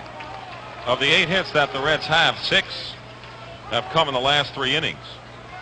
3 in the 5th, 2 in the 6th, and of course the leadoff man on here with a base hit. Can you detect Louis losing anything? Not me. He's just going with fastballs. He hasn't thrown a whole lot of off-speed stuff like he did the first 2 games against Cincinnati. 1-0 pitch. Foul straight back. I don't think so either. I think they've hit some good pitches. Well, that base hit by Griffey, it was a 19 hopper. It was a seeing eye. There's Drago loosening up for the Boston Red Sox. It just was in the right spot, but it was a good pitch. All tied, 3 apiece. We're in the top of the 7th.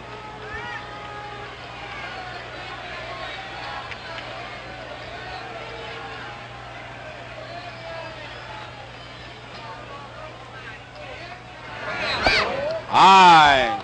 2 balls and 1 strike. Tiant seems to be making Morgan wait more at the plate than most of the other hitters. When he comes to his set position, he's trying to hold Griffey at first. He's trying to get Morgan to tense up. Nobody out.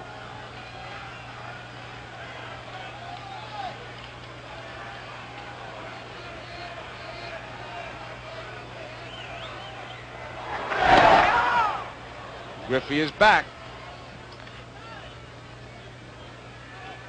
Tiant's got 2 or 3 different moves at first base.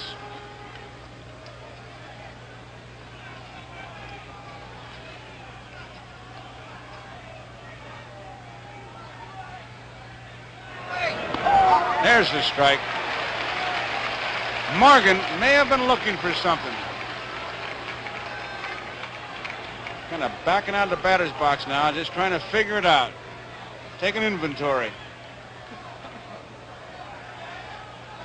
2 balls and 2 strikes, nobody out. Morgan wants the signs all over again. That's what the sign was to Alex Graham. Is start the series again. I missed something. You're going to start him. You're going to let me go after it. You said Joe doesn't like runners running until he's got 2 strikes, but he may have put the sign on that he wants Griffey on the move to open a hole up.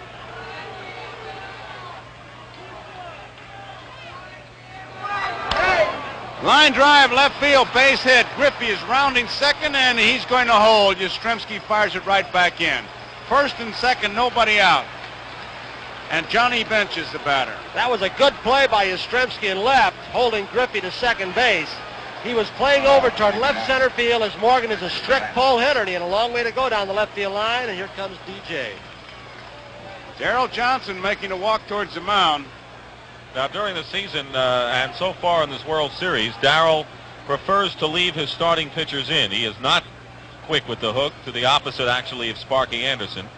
He said way back in spring training, I know what the man in there can do. I may not know what the man in the bullpen can do. That is why sometimes I stay with my man instead of going to the bullpen. And he's following that routine right here. He'll do it even more with Tiant because he knows what he's been worth to this club, and he's the man that brings home the money.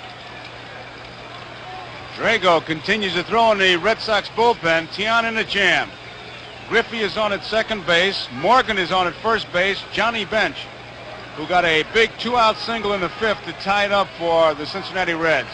Petrocelli's even with the bag. Nobody out, all tied. 3 apiece.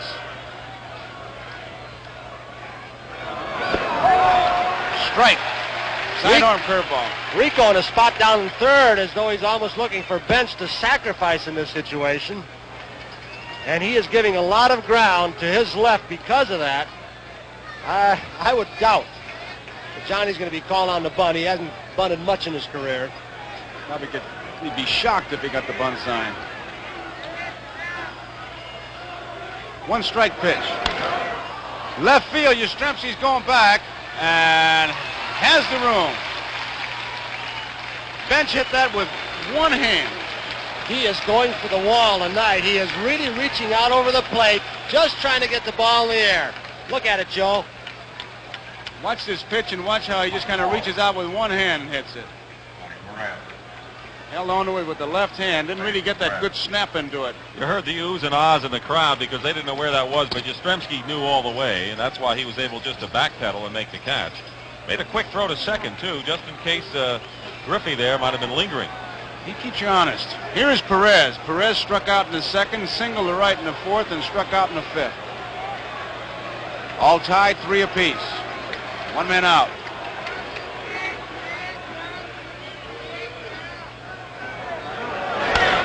Right field. Evans was there. Griffey tagging up. Here's the throw. It is cut off. So it's first and third, 2 outs, and George Foster is the batter. Foster, the guy who has given Tiant more trouble than anybody else on this Cincinnati ball club. Foster fouled to the first baseman in the second inning. He was safe on an error in the fourth inning and tapped back to Tiant in the sixth. Tonight he's 0 for 3, 5 for 22 in the series. Burleson wants to know where to play him. Where are you going to pitch him, Louie? I want to know, should I shade him in the hole? Should I move more up the middle? Depends upon if he's going to give him breaking stuff, keep the ball away, and now Fisk wants to get the same thing straight in his mind. He wants Burleson back. They're going to talk it over. Well, I think it's a double steal that they might be trying to defense against. They got two good base runners, especially at first base with Morgan and Griffey with good speed. And Fisk wants to make sure that Burleson and Tiant both that we're all together on what I'm going to do. Last time it was a double steal. He threw to the shortstop. Alex Grammas just went into the Cincinnati dugout. He's conferring with Sparky Anderson. He's out now. Whispered something to Griffey. So it'd surprise me, Dick and Joe, if Fisk threw the ball on to second base with that kind of speed on third base and Griffey. I'll tell you, if he does, it's going to have to beat Doyle, who doesn't have the stronger arm of Burleson and between Burleson and Doyle. Second and short are way off the back and deep. They're just going to give him second base if he wants it. Foster waits. There goes Martin. Foul back. Nobody covered. Nobody covered. And they got a strike, and he has to come back, so they were lucky there. I think this is a pretty big moment of this ball game right here, Joe. Well, it is, and they're just going to concede second base. They're just going to give it to him. If he wants it, let him have it. Fisk went through the motions of setting himself up to throw, but you can see how far they are and how deep they are. And Morgan is getting a big lead. Worry about one man, George Foster. That's who they're worried about. Now he wants to walk a while. Morgan appears to be ready to take off again at first base. And they're going to give it to him.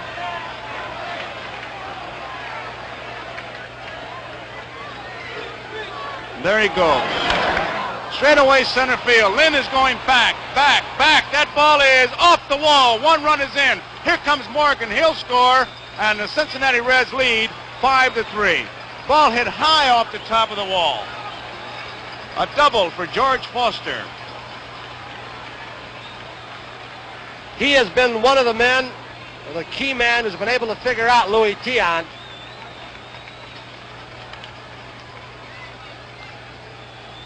So 5-3, the Cincinnati Reds lead in the top half of the 7th inning here. A double by Foster. Here's Concepcion, who is 0 for 3. That ball just seemed to carry and carry and carry. Hit it in the deepest part of the ballpark. High, ball 1. That Foster, he looked like he had some ideas of going. Nobody is keeping him close. Burleson protects the hole, and Doyle, he's got a long way to come. Well, he's in scoring position right now with 2 down. One of the cardinal rules of baseball, don't get thrown out at third. Give the man at the plate a chance to drive you in. But silence in this park. They're seeing Louis Tiant, the man who's been a hero all year long, hit for 5 runs by Cincinnati. High. 2 balls and no strikes. Foster keeps looking at Grammas like he wants permission to come over. A manager, at least the guys I played for, Tony, if you were 90% sure you could make it, they'll say, come on over. Just don't get thrown out because you are in scoring position, but obviously you're better off at third than you are at second. You better be sure you can make it before you start to make a move. Big lead. 2 balls and a strike. Tony, you mentioned the fact that Fenway Park is awfully silent. I think it has been silent ever since Freddie Lynn crashed into the center field wall and got hurt. On the plate, 2 runs scored. An out later, Bench got a hit to tie it up. The Red Sox have had a man on, but the crowd really has not got it going. They haven't generated any real enthusiasm since that injury. I think they were taken down a notch when Cincinnati tied it 3-3, and of course now they're really quiet. They have not been able to regroup. 2 balls and a strike, 2 outs, 5-3, Cincinnati leading. Hot smash, Burleson's going to have a long throw. There it is, he makes it, beautiful throw. That ends the inning, but Cincinnati scoring 2 runs. Bottom of the 7th, 5-3, Cincinnati. Bottom half of the 7th inning, Denny Doyle, Carl Yastrzemski, and Carlton Fisk will be the 3 batters for the Red Sox, trailing by 2. 5 runs, 10 hits, and no errors for Cincinnati. 3 runs, 6 hits, and 1 error for the Red Sox. Number 5. Doyle, 1 for 3. Morgan, in saying something to Bourbon. Bourbon is the 5th pitcher used by Sparky Anderson. Nolan, Norman, Billingham, Carroll, and Bourbon.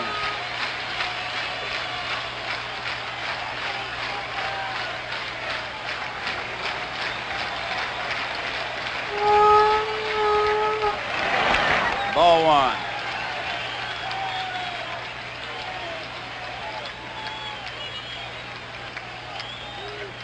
Rose is in close at third. He's expecting a bunt. Or protecting against him. Hopped up. And Concepcion takes charge. Hit him right on the handle. 1 away, and here is Carl Yastrzemski. Yastrzemski single in the 1st inning, scored on Fred Lynn's home run, a 3-run homer. Fisk single right after Yastrzemski. And then Carl popped the third and to second in the 3rd and single to left in the 5th. Strike is called. I think most of the time in this series, the team that has scored first has gone on to lose.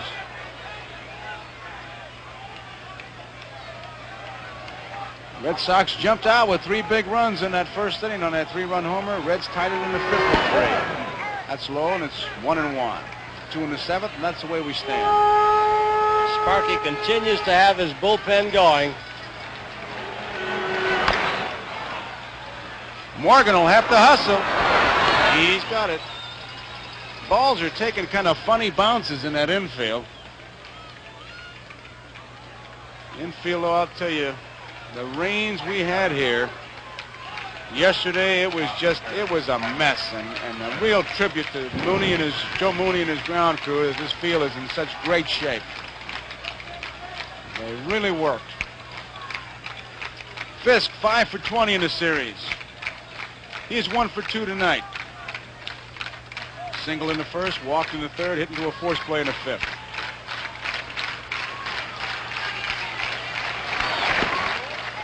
Bourbon really slings the ball outside, ball 1. One thing he's got to have on his mind right now is don't walk anybody, make him hit himself on. Don't get that tying run to the plate. It's about what Bench is doing too, Tony, putting down number 1 for fastball and throw me a strike. 1-1. That's one of Sparky Anderson's prime requisites for anybody out of his bullpen, and the 2 kids and the 2 veterans, Bourbon and Carroll, can do it. That is throw strikes. Bouncing ball, Concepcion, 1-hand grab. So it's a 1-2-3 inning for the Red Sox. So at the end of 7, it's Cincinnati 5, Boston 3.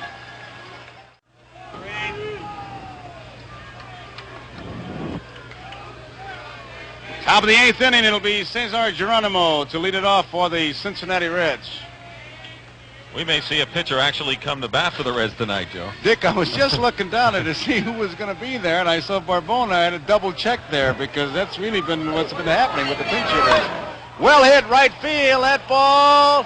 If it's fair, she's gone. It is a fair ball. Home run for Geronimo. Geronimo, a fair ball, a home run right down that right field line. And it's a 6-3 ball game. That's his second home run in this series. And on the first pitch in the 8th inning, here comes Darrell Johnson. First pitch, Geronimo, a home run. And Cincinnati getting a little bit closer to a World's Championship as Darrell Johnson makes the call to his bullpen, a left-hander Moret. The Reds just 6 outs away. Their last World's Championship was in 1940. Tony, I gotta believe when Tiant walks off, the picture will say it all. No question. Here comes Moret, and there goes Tiant. But this is the story right here as far as the Red Sox are concerned. Standing ovation. Well-deserved for Luis Tiant. He has been a great pitcher through clutch situations in September Championship Series. 2 complete game victories. First 2 since 1971, and Steve Blass, a local hero. Luis Tiant gets his jacket and just going to watch it for now. So we've got a break in the action here at Boston. The score is Cincinnati 6 and Boston 3. The new Red Sox pitcher is Roger Moret, and we pause briefly for station identification. This is the NBC television network.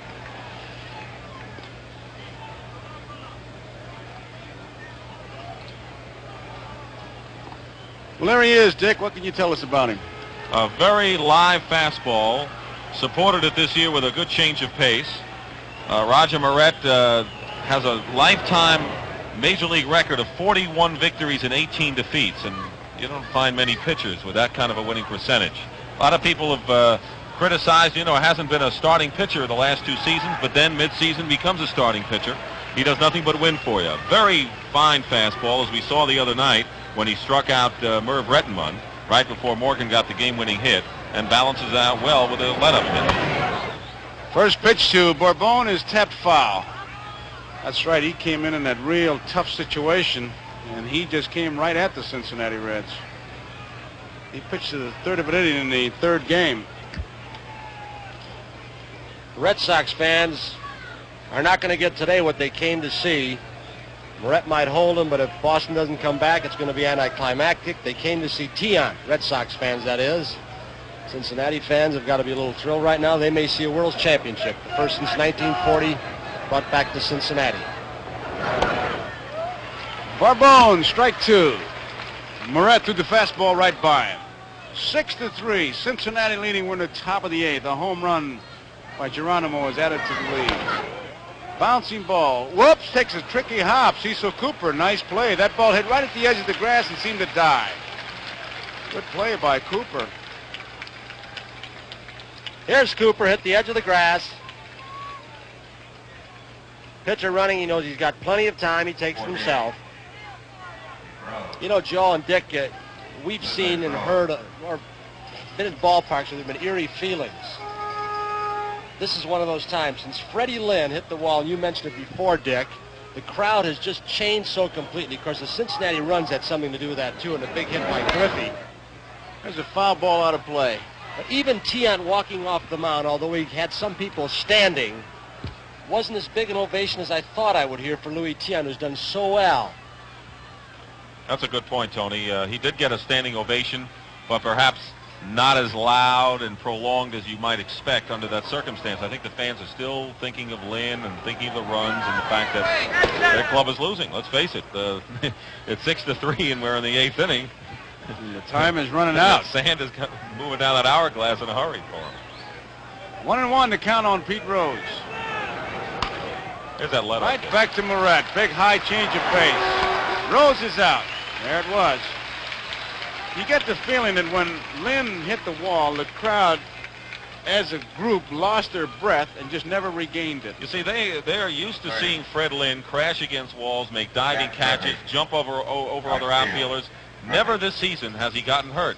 Never has he been shaken up. This was the first time they saw this fantastic rookie, and I've got to use that word because he'd probably be MVP as well as Rookie of the Year, get shaken up in a game. They've never seen it. He gave it a great try. Here's Griffey, who's the man of the hour, hits one to center field. Fred Lynn gets a slow jump and comes in to make the play. So, Moret does the job. We go to the bottom of the 8th. The score, Cincinnati 6, Boston 3. Bottom of the 8th for the Boston Red Sox. It'll be Lynn, Petrocelli, and Evans. And it'll be against Bourbon.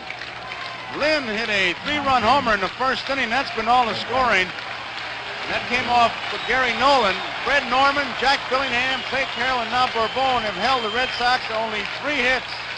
So the bullpen has really done a job for the Cincinnati Reds. And 2 of the key men are still down there and available. The 2 youngsters, Eastwick, who has 2 victories. He's a right-hander. And McEnany. They were big men all year long for Sparky Anderson, and he's still got them available in case the Red Sox get something going. Bottom of the 8th. Bourbon against Lynn. Off his leg, Bourbon challenging it, but he can't make a play. Lynn, a single. Tremendous effort by Bourbon. And you saw Bench jump out from behind home plate, right off the leg. Watch Bench jump out, yelling to Bourbon not to throw the ball. Hold it. Don't throw it away. Don't let that man get in scoring position. That man behind the plate is always stinky. He'd have grabbed him if he'd tried to throw it. Rico Petrocelli coming up right here, and of course he's going to have to make a decision after this World Series is over, whether it ends today or tomorrow. Will he continue? That's a big issue as far as the Red Sox and of course Petrocelli personally is concerned, as Bourbon takes a few warm-up tosses.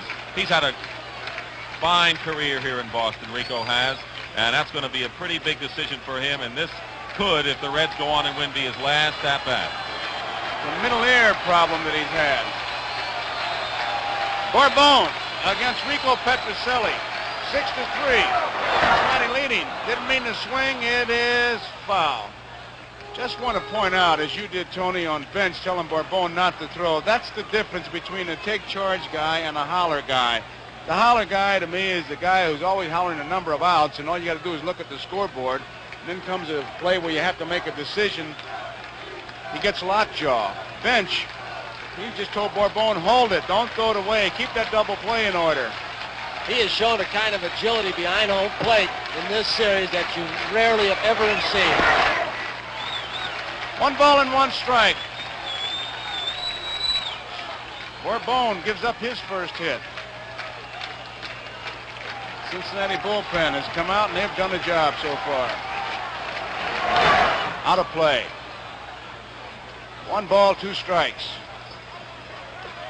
There you see Raleigh Eastwick, McEnany.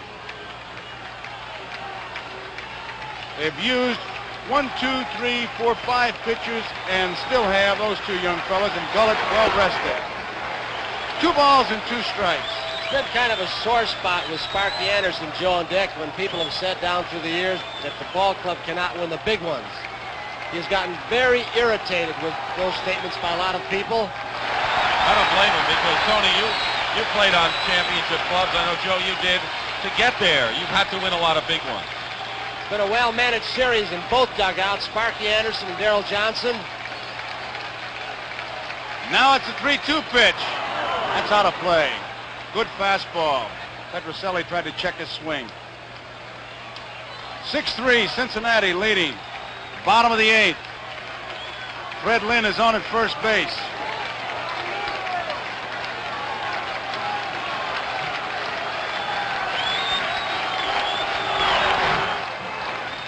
Stays alive. Tension is really starting to build now.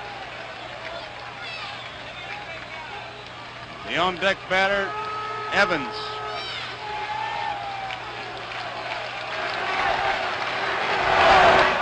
High. Bourbon walks it. High run at the plate right now. Evans, who's been a big hitter for Boston, is coming to the plate. Here comes Sparky. And of course, we all remember Game 3 of the series when the Reds had a 5-1 lead, and the Red Sox refused to give up, as the Reds did not give up in Game 2. And he's already signaled for Raleigh Eastwick.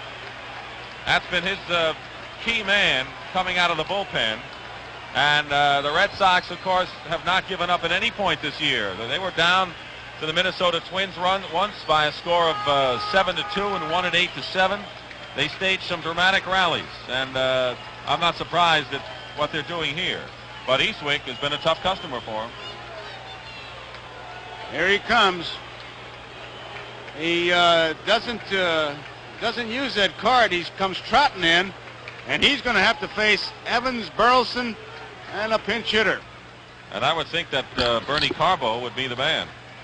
Carbo, who hit the big home run in Cincinnati. So we've got it building here to a tremendous climax. Sparky Anderson just waiting for Eastwick to get there. He wants his ball club to nail it down. Bench is just waiting.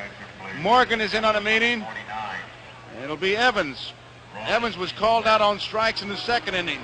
He doubled in the fourth. Bounced out to the second baseman in the sixth. Eastwick, it's his fifth appearance. He's 2-0 with one save, and if he gets a save tonight, he ties Larry Sherry's record. Well, Evans represents the tying run, as we mentioned, with nobody out, 2 men on base. If this lead is maintained by Cincinnati, if Eastwick holds them, the series will be over. The Cincinnati Reds will be world's champions, the first time since 1940. One other time, 1919, they were world's champions. They waited a long time.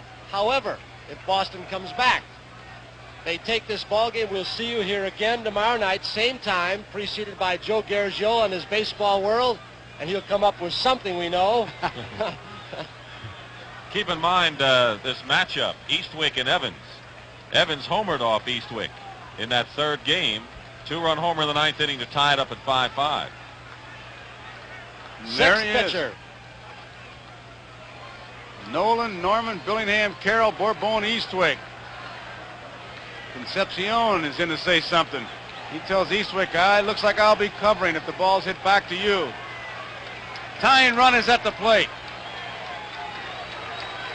One more pitch for Eastwick. There you see the situation. Lynn is on second. Petrocelli is on first.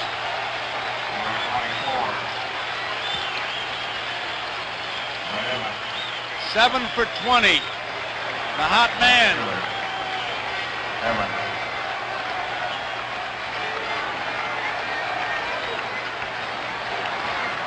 Eastwick, good fastball.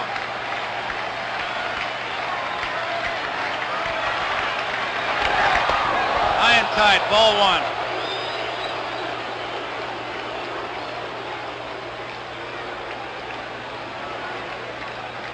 One ball, no strikes, nobody out. He was going for it. 1-1 the count on Evans.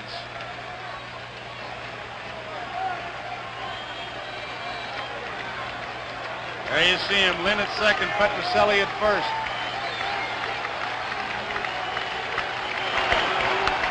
Foul ball out of play.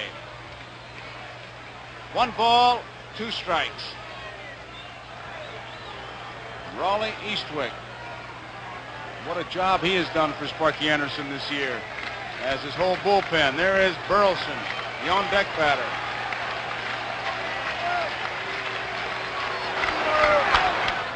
Coming straight back, it'll be out of play.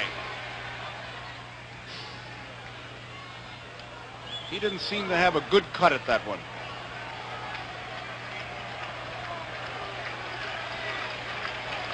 Six to 3, Cincinnati leading. We're in the bottom of the 8th.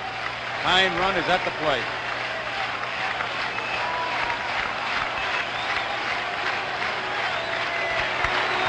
Outside.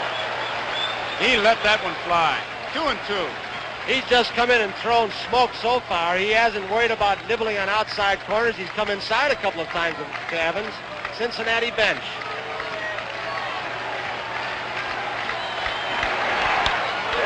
Foul ball. He got that ball in. Evans gave it a tomahawk. I'll tell you about the tension as you look at the Red Sox manager Darrell Johnson. Bourbon is still seated on the Cincinnati bench.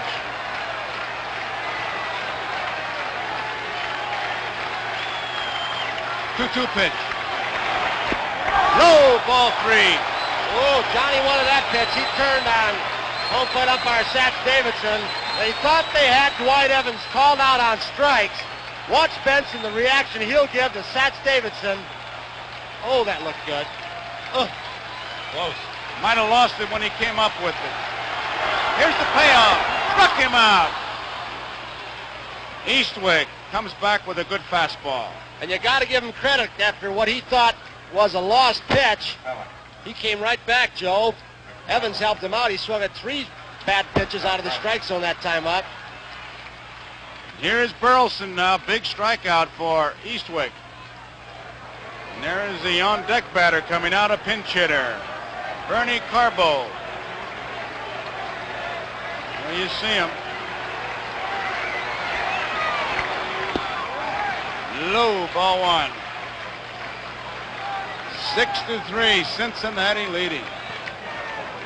Bottom of the 8th, 6th game of the World Series.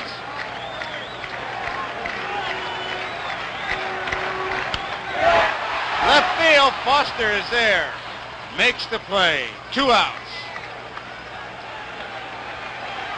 Now it's Bernie Carbo. Carbo hit the first pitch in Cincinnati as a pinch hitter in Game 3 and hit it over the left field wall. Carbo, one time the #1 draft choice of the Cincinnati Reds. You heard it before, but that's the irony of this game. He was drafted before Johnny Bench. Here comes Morgan. He wants to know how Eastwick is going to pitch him. Well, Carbo's a good inside-out swinger, and most teams this year try to pitch him well inside. They try to jam Carbo. In fact, he hit that home run, as you mentioned, Joe, but the other time he was retired, he also hit the ball solidly to left field. Right. They're playing him to left field, too, Dick. Foster is way over near the line. A lot of room in left center. Right. Saw Joe Morgan turn and look at his outfield, move them all back. Anything hit among them or between them, he wants that man at the plate kept out of scoring position. That's the important guy. He's a tying run. 2 outs. Inside, misses, 1-1. Single by Lynn opened the 8th inning. A walk to Petrocelli. Sparky Anderson went to his bullpen again. Eastwick got Evans on strikes and Burleson on a fly ball. 1-1 count on Bernie Carbo. Ball 2. Trying to keep that ball inside. Lynn at second. Petrocelli's at first.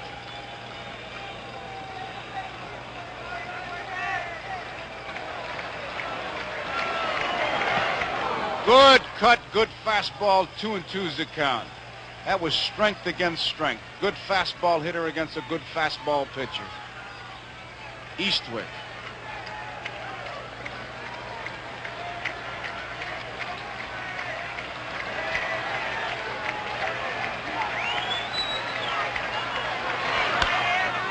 Out of play. That was the one, Joe. It was a little bit out over the plate. Carbo a little bit late on the swing. He's had his cuts. Bernie Carbo, a pinch hitter.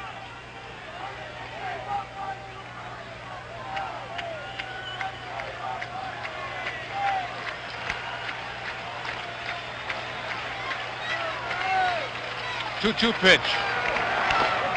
Just did get a piece of it to stay alive. You talk about fighting off a good pitch. Looked like he hit that out of the catcher's glove. He did.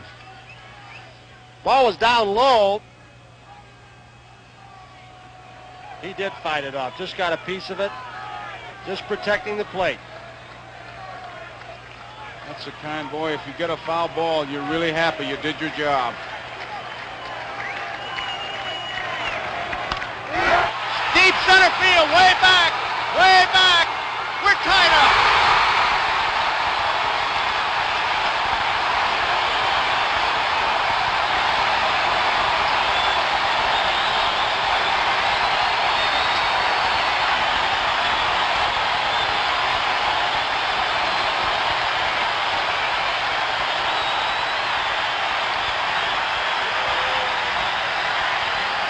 Well, the fans have come alive again, Tony, Joe.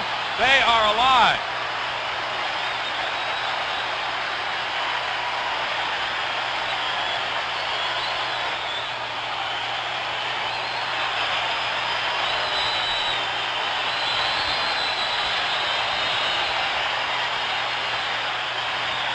What a study of a manager, Darrell Johnson, and what a study of fans. And what a study of a bench. There he is, Bernie Carbo. 2 base hits, 2 home runs. All stone-faced, they call him, but inside, he's a pretty happy man right now. The fans are still at it. Strike 1, Cecil Cooper.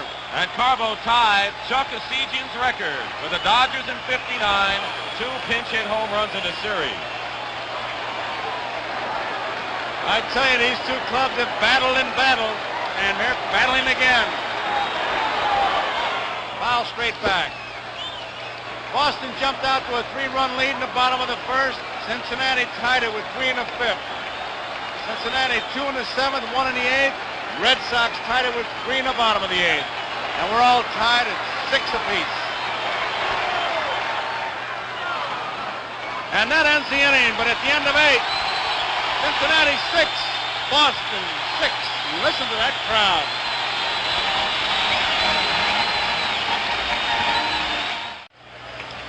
All tied up, and the Boston Red Sox have made some changes in their lineup. Carbo's in left field, and there is Carbo when he sees the ball go into the seats. Look at the reaction, look at the fans, and look at Carbo. Ah, yes.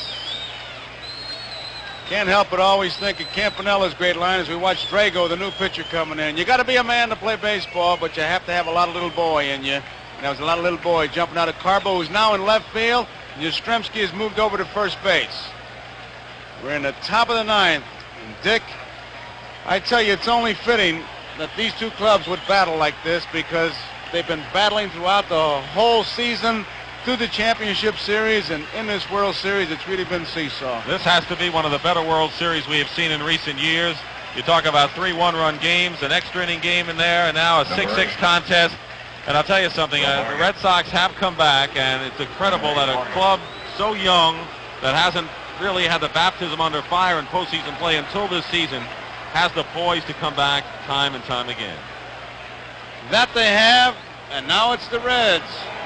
We're all tied up. And Joe Morgan, 5 for 21 in the series. And he's 1 for 4 tonight. He singled and scored in the 7th. Scored on Foster's double. Drago misses, ball 1.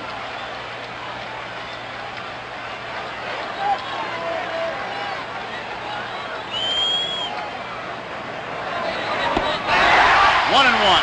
Drago will come right in, no secrets or tricks. He'll challenge you with the heat, the fastball.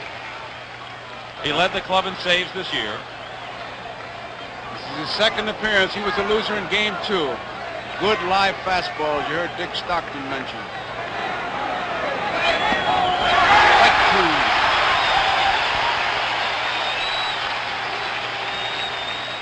And this crowd, a crowd that was spent, has come to life. 3-run homer by Bernie Carbo has tied it up.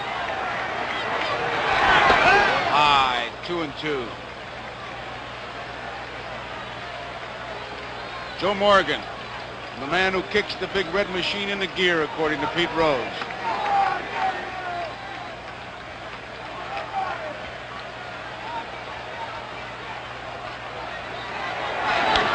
Popped up. Yastrzemski taking charge. Next to play. Called a fair ball by first base umpire Art Franz. 1 away. Here is Johnny Bench.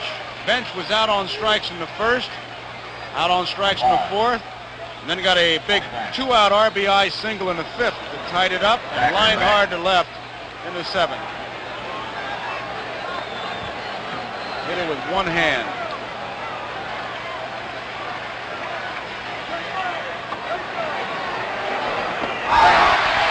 Did he go around? Ask him. No, says the first base umpire, Art Franz. Ball 1. You know, when Carbo hit that home run, I have to recall the previous pitch when he just managed to fight off a pitch and foul it off. Huh? That's right. All you need is that second chance. A game of inches they talk about. Petrocelli, one-hand grab. 2 away.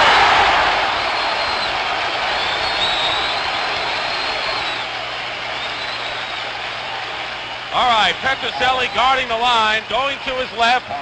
What a September he's had at bat and in the field. Scooped it up, knew he had plenty of time, and a good true throw over to Carl Yastrzemski to get Johnny Bench. Bill Lee says Petrocelli knows every hop around third base. And here's Perez inside, ball one. Tony is 1 for 4. Struck out in the second, the fifth, single in the fourth. Fly to right in the seventh. Low, ball 2.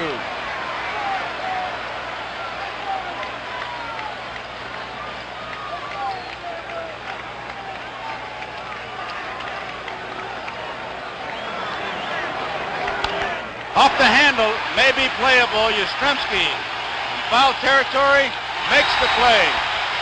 3 up, 3 down. We go to the bottom of the ninth. All tied. Cincinnati 6, Boston 6. Oh, boy. Picture tells the story, and the sound, too. Big red machine has power failure, says the sign.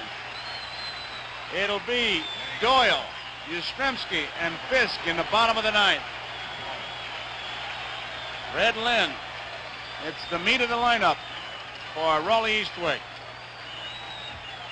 And, of course, Joe, Sparky Anderson, as he has throughout the series, using a lot of pitchers, getting the hook out early. You get into an extra inning battle, and you've used just about everyone. He has McEnany, who hasn't appeared, but he doesn't have many more. High, ball 1.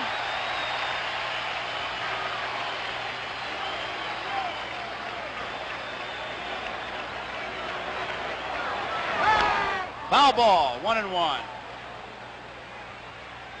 Doyle is 1 for 4.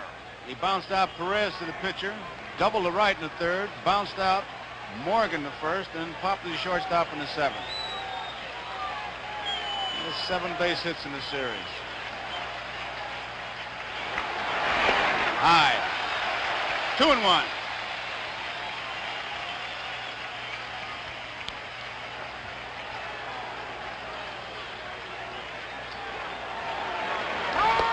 Ball 3. Down Zimmer. He's hollering. Take a look. See that little finger moving? Does that mean something? Who knows? Here it comes. All 4. Johnny Bench wanted that one. A little bit of confusion, but it was ball 4.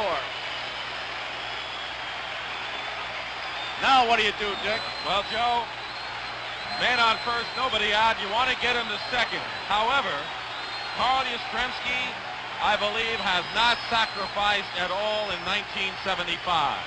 Well, here we got some more drama then. Will he bunt? Will he ask him to bunt? If he does, it'll be the first time. Darrell likes him to hit away. So this will be interesting. Here it comes. He squares around. Fouls it off. He's got to get a run. Yastrzemski, 7 for 22 in the series. Has not bunted all year, says Dick Stockton, who broadcast the Red Sox games. He's beaten out some on a drag bunt situation, but nothing in a sacrifice. Foul ball as he switched off. Strike 2. Doyle returns to first. You can see the determination, the tension as you look at Yastrzemski. Eastwick. Bottom of the ninth.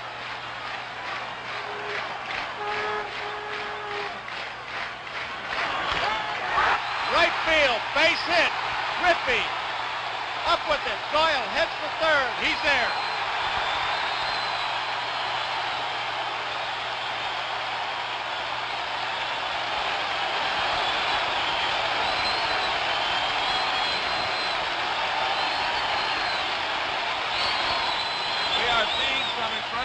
In World Series play. We talk about these Reds as Sparky Anderson comes out of the dugout. The Red Sox refusing to give up. Now in a very enviable position of having runners at first and third, nobody out in the bottom of the ninth inning.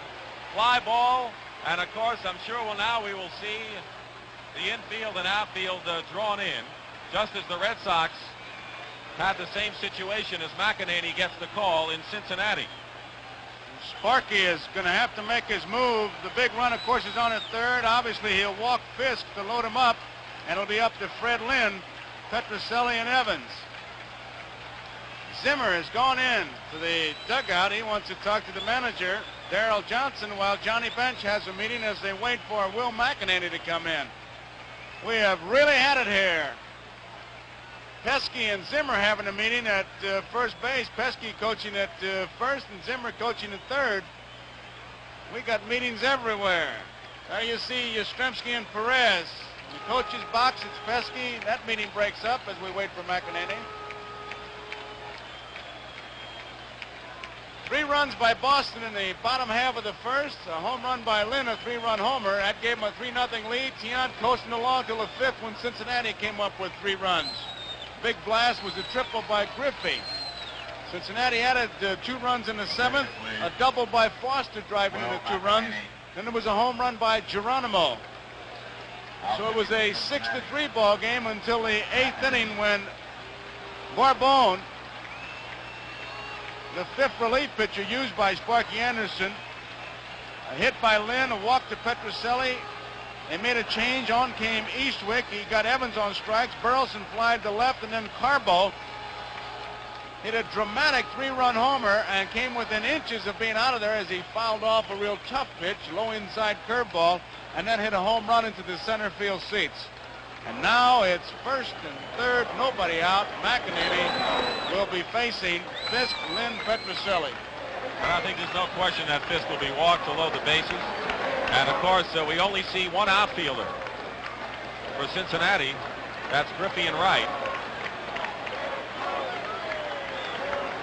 Everybody's having a meeting because McEnany's got to come in, and he's going to have to really let out to get a strikeout from Lynn. The tension, you can see all kinds of possibilities here.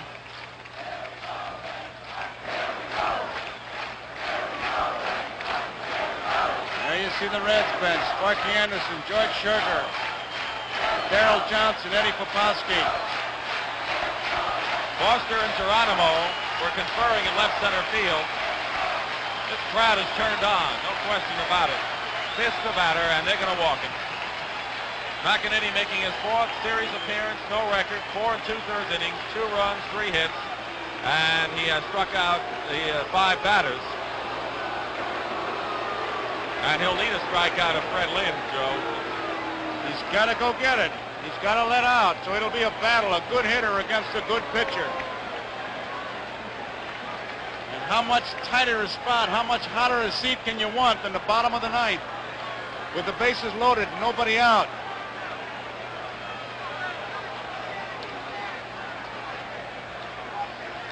And there it goes, Carlton Fisk to first.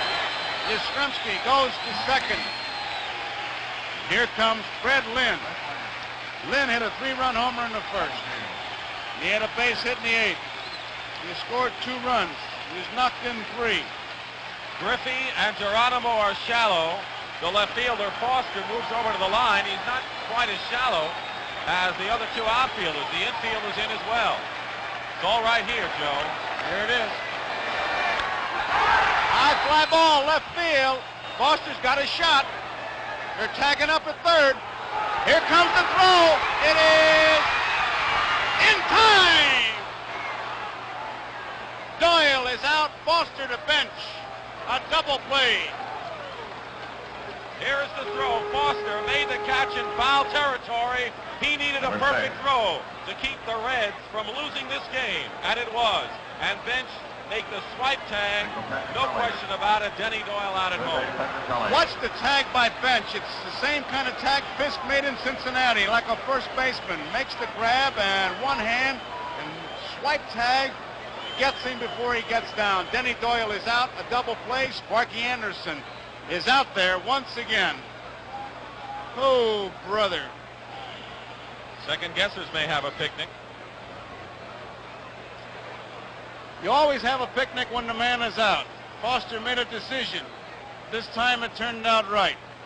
Don Zimmer has been an aggressive third base coach all season long. He believes that it takes a very fine throw to get the men most of the time. Here is Doyle. Now there's his start. He put on the speed, but it took a fine throw, and as you pointed out, a good tag by Johnny Bench to double off Denny Doyle at home plate. Yastrzemski went to third, holding at first Fisk, and Rico Petrocelli. So there are 2 outs. Petrocelli with Yastrzemski at third and Fisk at first.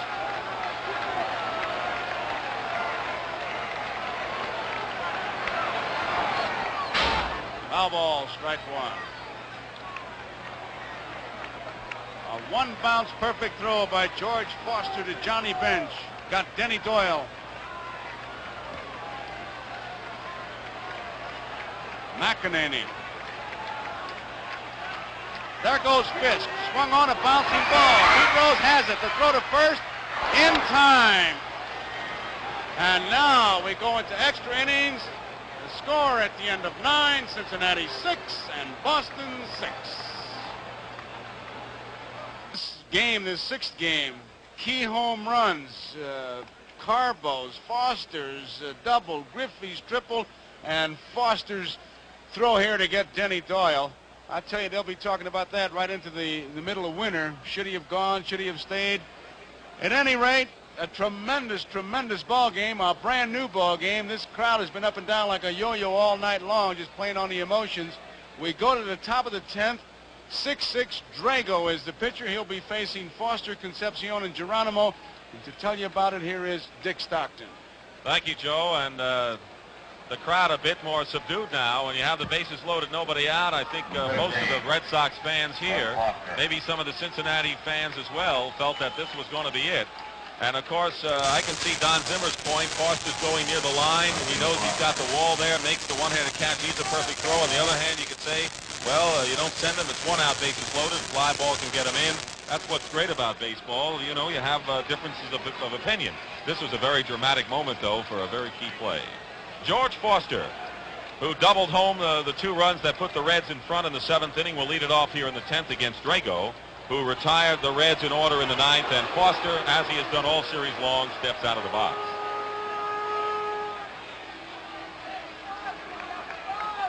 Foster has 6 hits in the series and 2 runs batted in. Petrocelli guarding the line at third and even with the bag. And the cat and mouse game goes on. Now Drago is taking his time. Foster didn't like it. 6-6 the score. The Reds have out-hit the Red Sox 11-9. One hopper to Burleson at shortstop. Guns it over to Yastrzemski, 1 out. Well, this is the second extra inning game of the series. Game 3 won by the Reds in 10, 6-5. And there were 2 in the 73 series between the Mets and the A's, and in a number of series before that. Dave Concepcion, been retired 4 times tonight.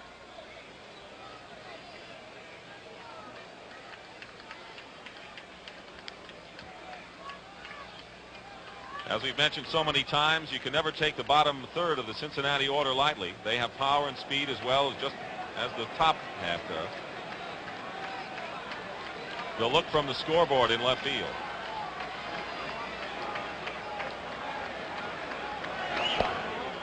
Gray goes high with that pitch.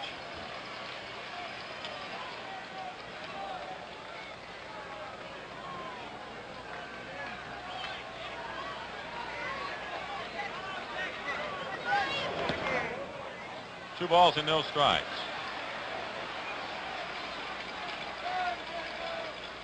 From the month of June or July until late August, Jim Willoughby was the top right-hander out of the bullpen for the Red Sox. He was acquired from the Cardinals' Tulsa farm. And then Willoughby had his problems, had a little stiffness, and Drago really came on in last month. He was superb. In fact, underrated. Might have been the best relief pitcher in the American League the last month. He's high with that fastball, and he's behind Concepcion. 3 balls, no strikes. Jim Burton, left-hander, is heating up in the Red Sox bullpen.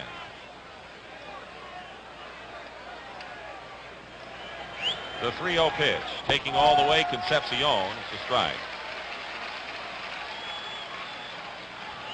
There's Burton, 25-year-old left-hander, called up after pitching a no-hitter in Pawtucket, the Red Sox AAA farm, in June.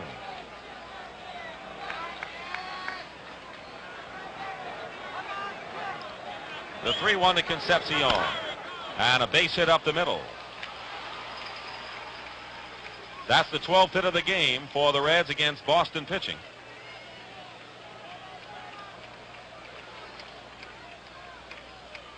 Concepcion is on at first, and we'll see Cesar Geronimo. Geronimo homered just inside the foul pole, deep into the grandstand in the 8th inning to lead things off to give the Reds what seemed at the time perhaps an insurmountable 6-3 lead.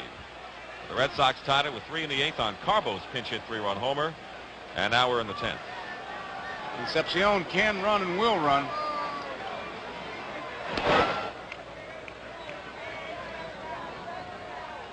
The pitcher spot is on is next, and McEnany now with a jacket is on the top step of the dugout. 1 out, Concepcion at first. We're in the top of the 10th inning, and Drago goes over to Yastrzemski again. Remember in game 2, Concepcion came through with the base hit and then stole second and scored on Griffey's double. So you got to watch him, and Drago is doing exactly that.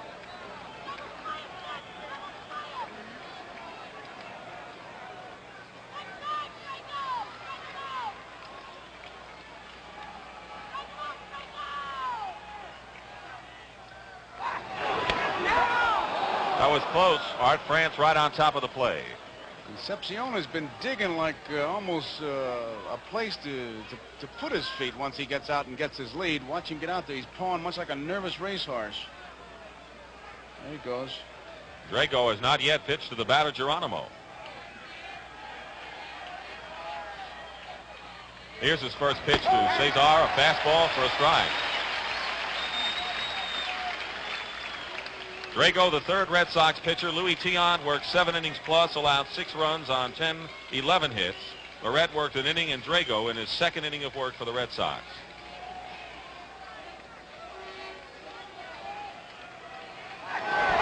Diving back and losing his helmet, Concepcion.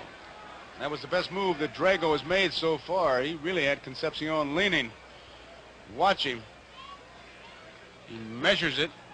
He's getting his mark right there. He was leaning. He had him caught. He had some ideas, and Drago put a pretty good move on him. He popped a shoestring with that one. Strike 1, the count to Geronimo. 1 out, and Concepcion the runner at first. He got back.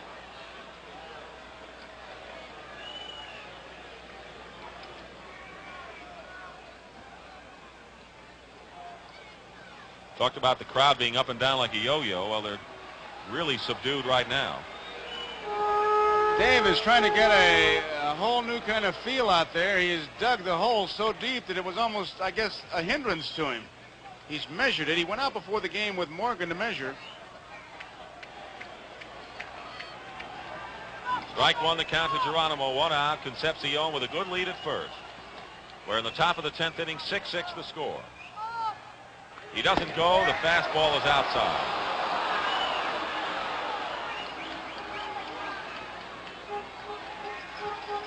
In his last 3 seasons, Concepcion has been successful in about 85% of his stolen base attempts. Got a good track record.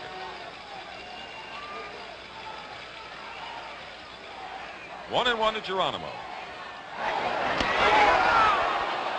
Again. There's that uniform dirty.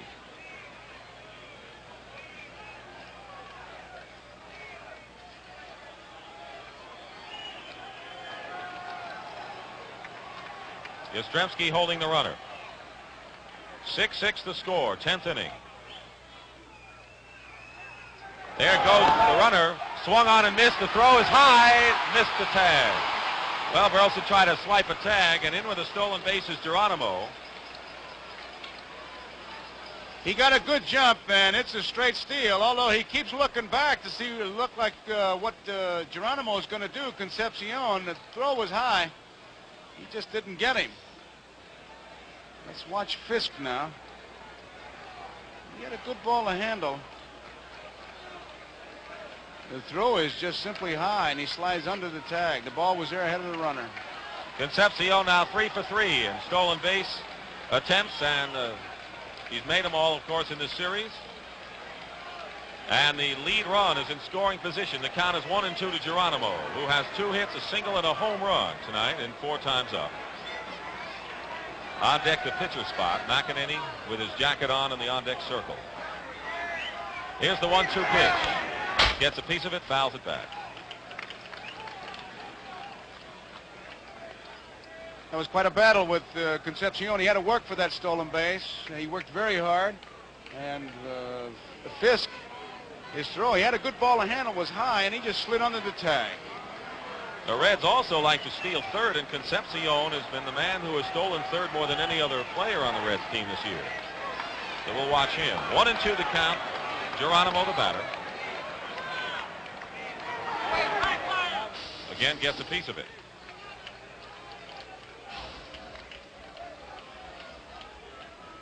Dick, you talk about the crowd being yo-yo. I think our technicians, as we look at McEnany and especially Tony Kubek, Tony had gone down to the Cincinnati dugout in case they had were the world's champions for the celebration, and then they tied it, and they're switching.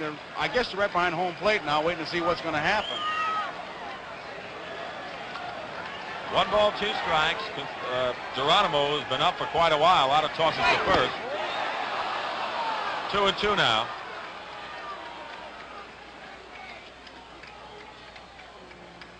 Concepcion is on at second. We're in the 10th inning.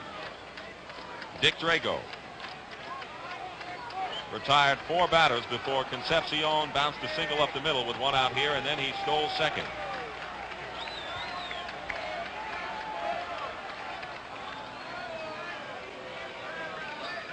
And time is called. Carbo in left field. Dick plays a little deeper, it looks to me, than Yastrzemski. Yes, I think so. I think Carbo is not as familiar with left field. He played most of the year when he was in the lineup in right field this year. 2 balls, 2 strikes.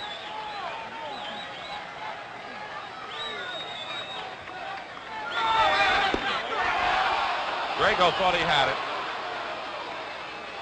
Full count now. Reason you mentioned Carbo is that the straightaway in center field, Glenn is right in line, Evans is pretty much straight away. Carbo may be shading a bit towards the line. There you see the defense deep, and Concepcion on a base hit could conceivably score. With Yastrzemski out there would be shallow, you'd have a better shot at him. Right now it doesn't look like any of the outfielders are shallow enough to make a play unless it's hit hard and right at the bat. Geronimo strikes out. 6 strikeouts for Drago on a pitch out of the strike zone. It's also a foul tip held onto by Fisk, and that's why there's a delayed call. You can watch Satch Davison, the umpire, make the delayed call. It's a foul tip held onto by Fisk as it goes right into his webbing. Now watch the call by the umpire. He hasn't called it a strike yet, and now he's getting some help, and there it is. Well, we're going to see another pinch hitter, Dan Driessen. Daryl Johnson is coming out to talk to Drago as Driessen comes out of the Cincinnati dugout. Johnson makes his walk towards the mound. Gives us a chance to tell our viewers that the Tonight Show will not be seen due to the length of this game. The Tomorrow Show will be seen in exactly 30 minutes after this game ends. And I know Tom Snyder is probably watching this game. In fact, he was going to come up for the weekend series, but got rained out of it. So Tom Snyder and the Tomorrow Show will be seen 30 minutes after this game. Daryl Johnson out talking with Drago, just filling him in on Dan Driessen, a very fine natural hitter. Hit .281 during the year, 7 homers, 38 runs batted in, and he's making his first World Series appearance. 2 men out, Concepcion on at second. So Driessen will be the pinch hitter, and we will see the 8th Cincinnati pitcher to tie a record in the bottom of the 10th inning.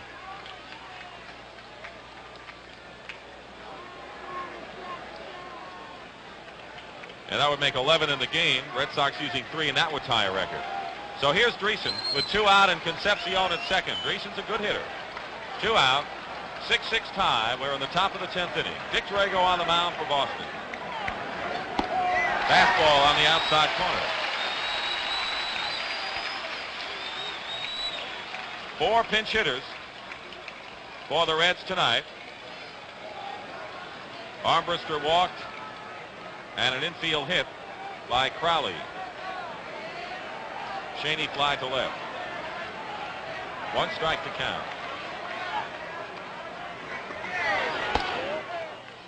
Another fastball, 1-1 to count. Pete Rose, top of the order, is waiting to hit. Drago's really letting it out, Richard. He is throwing hard. That's what he did in game 2. Of course, Griffey got the hit, but Drago had as good a fastball in game 2 as he did at any point this season. The 1-1 pitch. In the air. Behind third. Burleson, Petrocelli, and Carbo one-hander in fair territory to retire the side. We'll take another look as Burleson, Petrocelli, and Carbo all converge in a very tricky area down the left field line. Carbo, everybody gets there. Looked like the fans were going to make the play, and he almost overran that ball, had to reach back. It's 6-6 to the bottom of the 10th.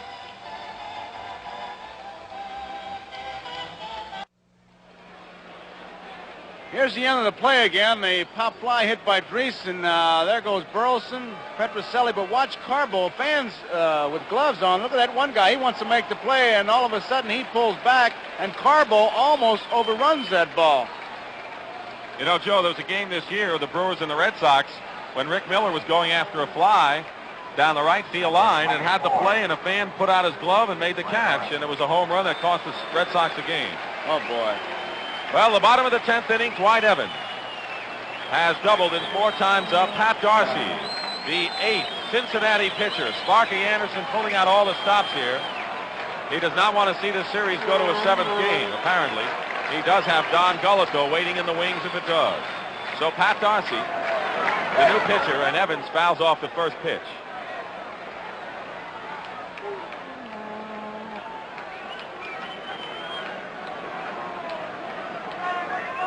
Evans batting .333 in this World Series. Has 4 runs batted in, a homer, a double, and a triple. Missed the fastball, 2 strikes.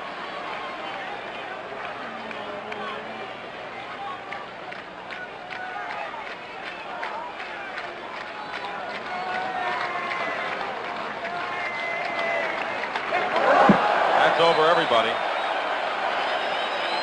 1 ball, 2 strikes. Darcy is 25 years old, born in Troy, Ohio, now lives in Tucson, Arizona, 6'4". A rookie, won 11 games this year. A lot of people think he could have won 20.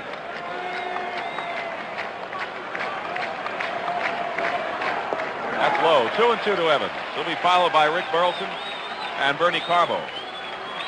Rick Wise, who was the biggest winner for the Red Sox with 19 triumphs in the bullpen. And off the glove, Darcy hurries and just makes it in time to nip Evans. 1 out in the 10th inning.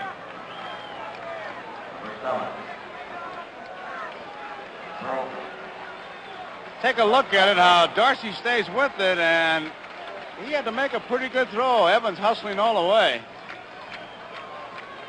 Sometimes a pitcher will pick it up and for some reason throw a change of pace that way. Just doesn't get enough on it. Rick Burleson has walked twice tonight. He's been up 4 times. 1 out, 10th inning. 6-6 game.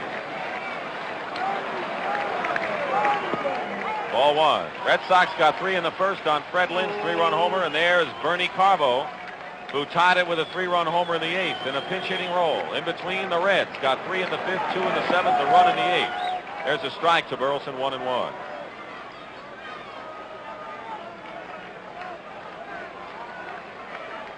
"21 hits in this game, 12 by the Reds, 9 by Boston. Breaking ball is outside, 2-1 to Burleson.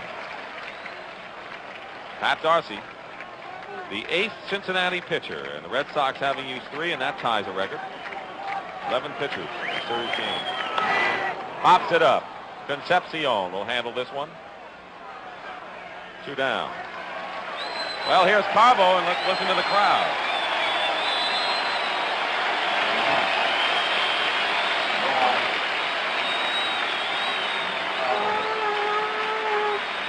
Johnny Bench is going out to talk to Darcy.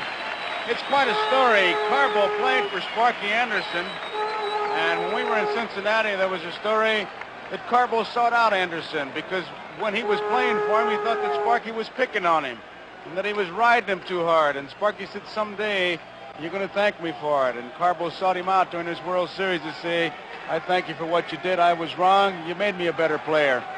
And tonight, it really comes home. Tied Chuck Esesian's record, 2 pinch hit homers in a series. Takes a big cut, misses. 2 down, nobody on, last of the 10th inning. Looking ahead to the Cincinnati 11th, it'll be the top of the order, Rose, Griffey, and Morgan against Dick Drago. Strike 1 to Carbo. Took something off that pitch, 0-2.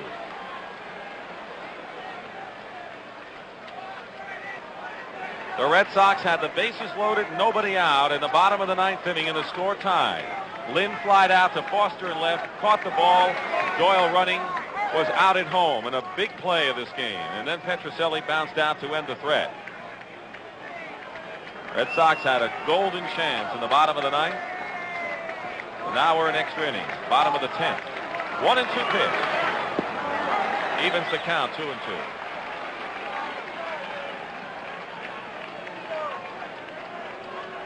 On deck, the pitcher, Dick Drago.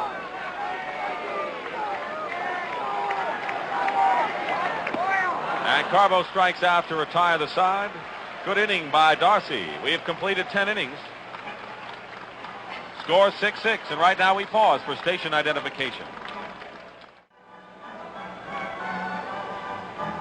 Well, it'll be Pete Rose, Ken Griffey, and Joe Morgan.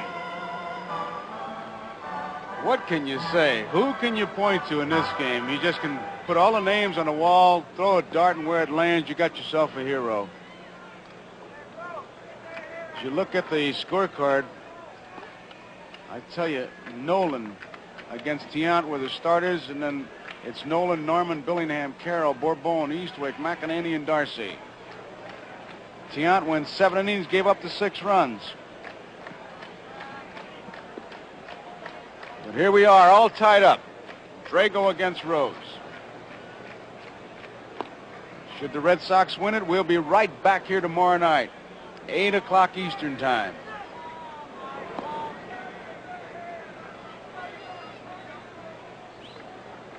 I think fans have gotten everything they could expect out of this World Series, Joe. I don't know what else. I don't know what you could write into it, Dick.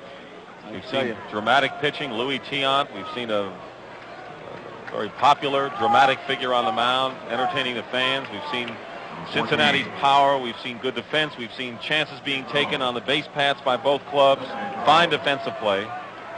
Close games. You've had the heroes come through, the guys you expected, and you had guys come through that, well, just unsung, but good ball players. And here we go. 11th inning. Ball just popped out of Fisk's glove. I think he took something off his fastball. It's ball 1. Rose. There's the man, Griffey. Big triple in the 5th inning. Rose has 2 base hits tonight. Fouls it back. Fastball. 1 ball, 1 strike.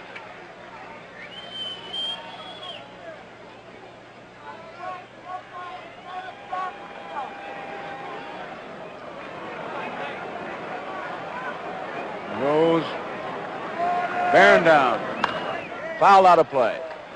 He was going to the opposite field. 1 ball and 2 strikes.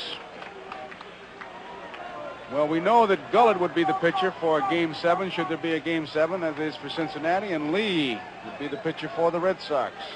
Both clubs would be ready. And the way this one's going, maybe with only 30 minutes rest. Did it hit him? It hit him. It hit him. And Fisk is going to argue. And here comes Darrell Johnson.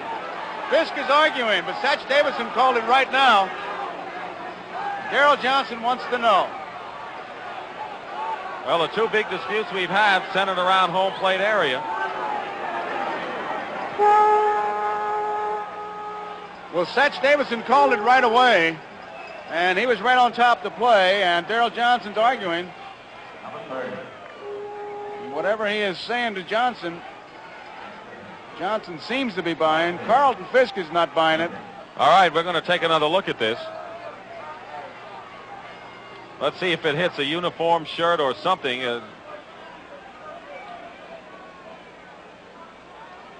Must have been the shirt. If it hit the shirt, it hit one of those strings that was dangling. I couldn't see it, I'll tell you the truth. We didn't see any change of direction of that ball at all as it went past him. In any event, Rose is on. He's on. Here is Griffey. Whoa, almost a balk as Yastrzemski broke in to protect against the bunt, and luckily Drago completed his throw to first base, or it would have been called a balk. Yastrzemski at first base looking for the bunt. Outside. Good fastball. Taking a good look now at third base coach Alex Grammas. Griffey. There's Grammas. Griffey tripled in the fifth. He singled in the seventh. We're all tied 6-6. Nobody out. Pete Rose on at first.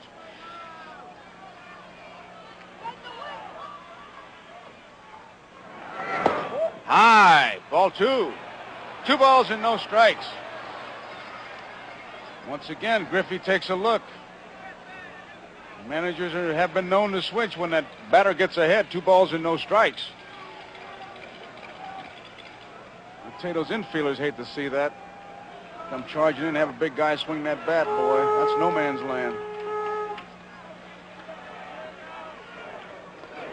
Bunted in front of the plate. Fisk is going to go to second. The throw is in time. Fine throw by Carlton Fisk. Gets Pete Rose, who is head first sliding into second. A lot of people have talked about 2 of the fine catches in baseball in this series. We've seen Johnny Bench's arm. Take a look at Carlton Fisk. A bullet to second and a big play, getting the lead runner, Pete Rose. Carlton Fisk, unanimous Rookie of the Year in the American League in 1972. It's an example of his arm, huh? He picked that ball up with the bare hand, which is always a tough play. Set himself and threw a strike to Burleson in time to get Pete Rose. So there's 1 away. Here is Joe Morgan, 5 for 22. He singled and scored in the 7th inning. Griffey, good speed, is on at first base. Drago will be checking him. And there he is.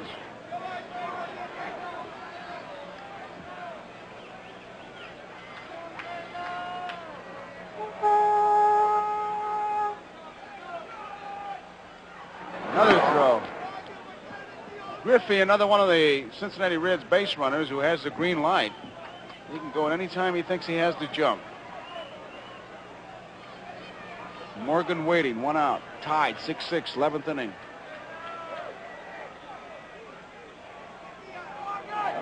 Outside. Ball 1. Morgan. He gives the coach plenty of chances to go through signs, which is a good idea. If nothing else, he wants to know if Griffey is running, if he's got the green light, if he's got the no steal sign on. Some managers will give you a don't steal.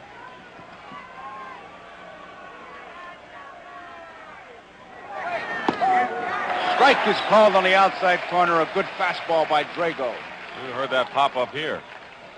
Tell you, he throws hard. He throws hard. And he challenges you. And that's what you need from that relief pitcher. Saw it as it came out of the Cincinnati bullpen.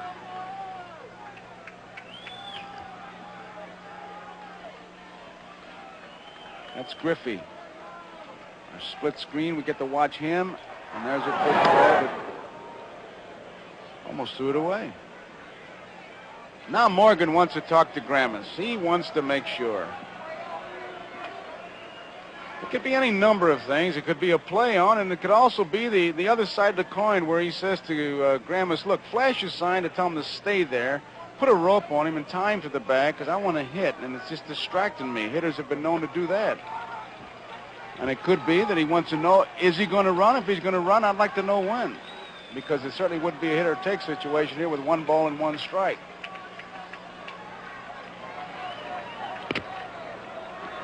Morgan, the kind of a guy you could do a lot of things with.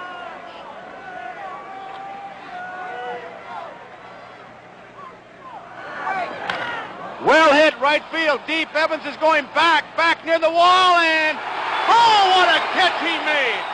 What a catch by Dwight Evans, and it's a double play. Griffey didn't know what happened as Evans made a spectacular catch, and take a look at this. Dwight Evans went way back. He had no room to go anymore. Watch it. He knew where he was. One-handed catch. Crashes against the wall. Now his throw is off the mark by about 20 feet to the right of first base. Burleson covered the bag. The double play. Big play of the game. And now we go to the bottom of the 11th inning, still tied at 6-all. We've seen it all. Due up in the bottom of the 11th. There it is, the pinch hitter, Rick Miller, Denny Doyle, and Carl Yastrzemski. I tell you, this crowd, they just don't know which way to go. Every time you turn around, a spectacular play. We've had 2 double plays in this game. One of them by Foster in the clutch when he had to get Doyle at the plate or the game's over. And Evans in the clutch when he had to make the catch. Otherwise, Griffey with his speed would have scored. Not only that, but he got rid of that ball in a hurry. Even though it was off the mark, he got rid of it in a hurry. What I think he was thinking, Dick, was I'll get it back to the infield and let them worry about it because I don't know where Griffey is. Griffey had already rounded second base, and it ended up with Burleson covering. Here we go. Rick Miller is the pinch hitter. And it's ball 1. Here is the catch by Evans. He went back. He had some more room. He made the leap and the one-handed grab, and then his momentum crashed him into the fence. Now look how fast he wheels and throws. 2 balls and no strikes. I think the reaction of the fans and the Cincinnati player in the bullpen said it all. The fans jumped straight up, and the Cincinnati player just kind of, It's been that kind of a game. Rick Miller batting for Drago. We're in the 11th. Tied 6 apiece. Darcy. This one is out of play.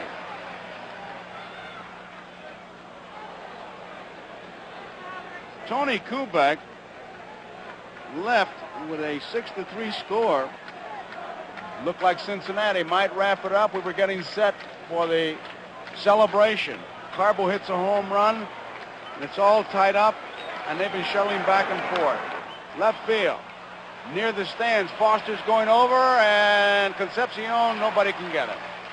Say, if Miller can get on base, he is the best Red Sox base runner. And while he did not hit for average, did not really come up to the plate much this year, Joe, used mostly as a defensive replacement. When he has played, he has gotten some key clutch hits, especially against Baltimore. Remember a base hit late in the game or in extra innings that won it on the road. He was a smart ball player. Well, I know everybody talks about his defensive ability. He's up there now with a count of 2 balls and 2 strikes. We're in the 11th, all tied.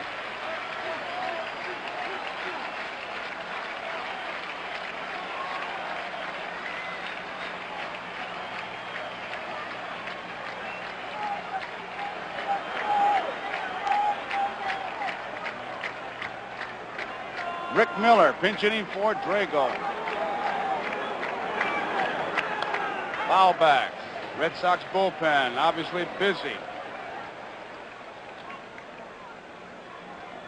Rick Miller pinch hits. That's Wise.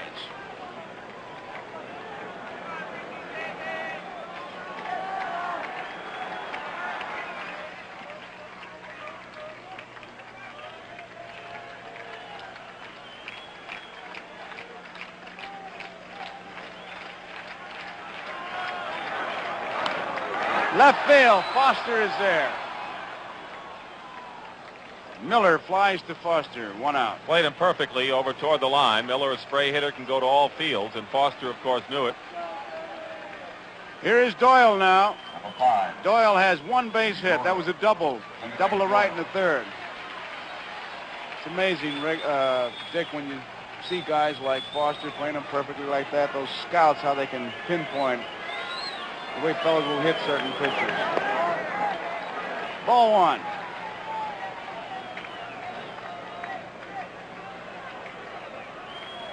What a World Series this has been. There's a strike. 1 ball, 1 strike, 1 out. Darrell Johnson. Red Sox manager checking it out. Fouled out of play.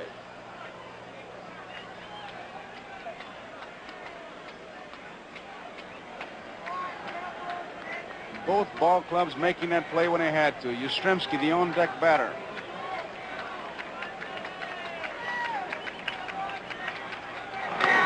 Bouncing ball, Concepcion. In time. So there are 2 away. Here is Yastrzemski.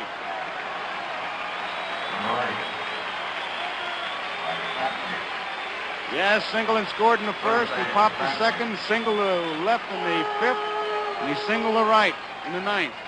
Got 3 base hits. He's 3 for 5.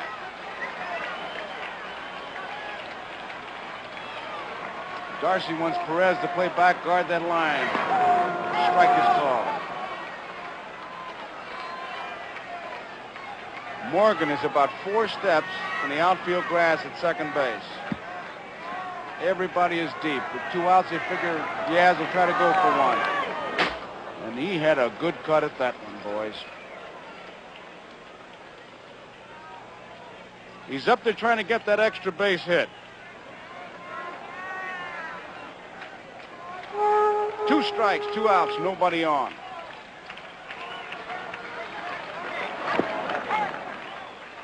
One ball, 2 strikes. New baseball put into play by Satch Davidson.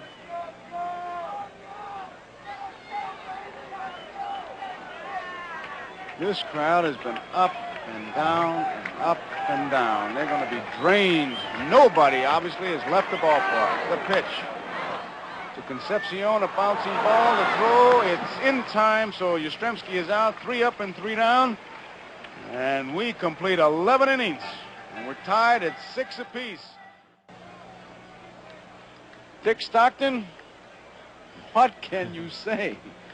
Well, you know, both managers are pulling out all the stops, and Rick Wise, who has not relieved in a game all season long, is coming in. He is the 4th Red Sox pitcher and the 12th pitcher to appear in this game, which is a new World Series record. The old mark, 11, twice previously, a 67 series between these Red Sox in St. Louis, and in 73, Oakland and the Mets. But a new record established, 12 pitchers in a game, as Rick Wise, who won 19 games, as you see, and lost 12, will be the 4th Red Sox pitcher. Louis Tiant worked 7 innings plus, gave up all 6 runs the Reds scored, and also gave up 11 hits. Moret pitched an inning. Drago pitched 3 very fine innings, gave up a hit and struck out a batter, was helped along, though, by Dwight Evans' game-saving catch, you might say. And now Rick Wise, who, as we said, did not relieve this year or last year, but did relieve once while pitching for the Cardinals in 73. There you see the quad shot, so pick the spot that you'd like to get an idea of which would be your favorite shot. I always like the one on the upper right-hand corner. Watch those pitcher's eyes. He's looking down again, and here he comes. Gives you that over-the-shoulder kind of peep look. Very deliberate pitcher. Likes to take his time. You'll see him step out of the mound and wipe his brow from time to time. He has not been that good at holding runners on. Concentrates a lot, but mostly on the batter. So Rick Wise, who relies on a good moving fastball and can hit the spot with those fastball, is in there now, and he's going to face some tough hitters. Johnny Bench, Tony Perez, and George Foster. Dick, is Fisk just has a short meeting. Looking at my scorecard, I think I could just go right down the line and find a hero among Carbo, Lynn, Evans, Foster, Geronimo, Griffey, Rose, Concepcion, Doyle, Yaz. He's named just about everybody. Fisk. That's the kind of game it's been. Johnny Bench has an RBI single back in the 5th inning. He is 1 for 5. Facing Rick Wise as we go to the top of the 12th inning of a 6-6 game. Fastball outside.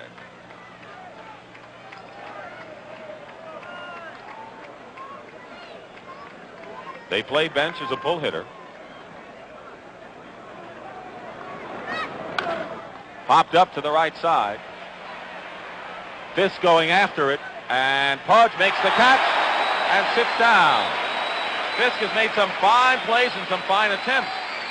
That is always a tougher play than it looks. It gets above the stands. Now, he's got that thing. He's got his sights on it. It looks like he's going in the stands, and now she starts to spin back and obviously loses his balance, and down he goes. But he was zeroed in on it. That's a tough play. I tell you, I appreciate it, I guess, more than most people because I could never make the play. That's why. You can't do it. You appreciate somebody who can. Tony Perez has a single and 5 trips to the plate. Takes low for ball 1. When Wise has his good live fastball, you'll see the ball popping off of the bats and being popped up to the right side. And Wise near no-hitter this year. Had a no-hitter with 2 out in the 9th inning in Milwaukee. That's all we saw. Brewers were just popping it up to the right side. There's a called strike. 1-1. George Scott said the ball just exploded off of the bat as it came in there. Well, that was Rick Wise at his best.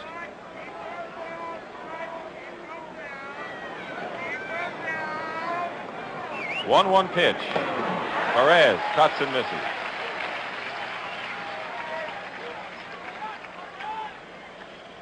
Carlton checking that mask, and you can see him kind of give it a yawn because that hit him flush, and when you get hit flush like that, you feel like 2 or 3 of your fillings have dropped out. It comes right off the bat, right into your mask. There's nothing you can do. Now watch it. Right into it.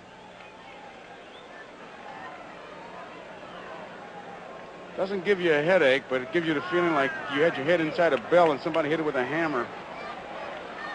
1-2 to Perez. 1 out in the 12th inning. 6-6 the score.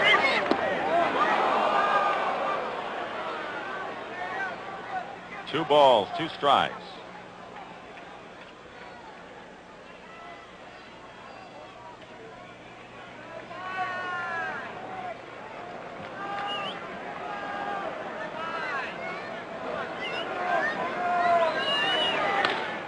Bouncing ball, and that's into center field, a base hit. So Tony Perez has his 2nd hit of the game and the 13th hit for the Reds.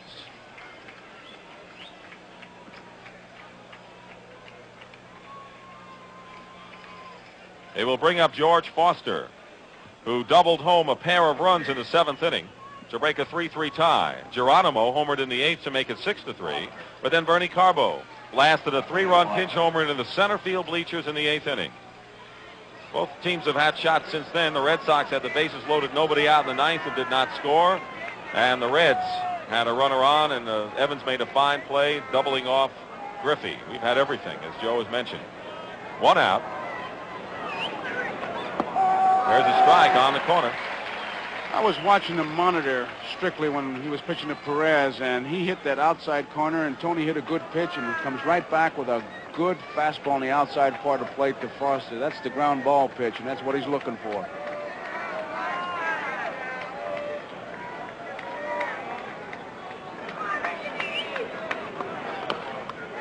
He fouls it off to the on-deck circle, and Wise is ahead of Foster, 2 strikes. And as you see, Rick does not like the ball he's been handed. Concepcion is the on-deck batter for Cincinnati. Well, in Game 2, the Reds got 2 in the 9th inning to win 3-2. In Game 3, in 10 innings, they won 6-5. Red Sox won Game 4 5-4. This is a 6-6 game.